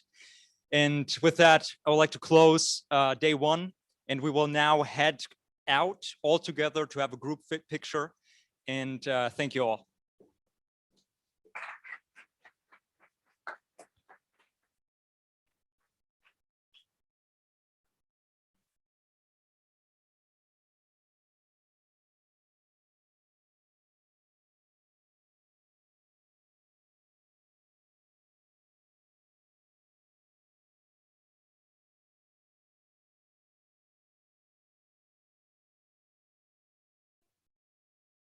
Okay.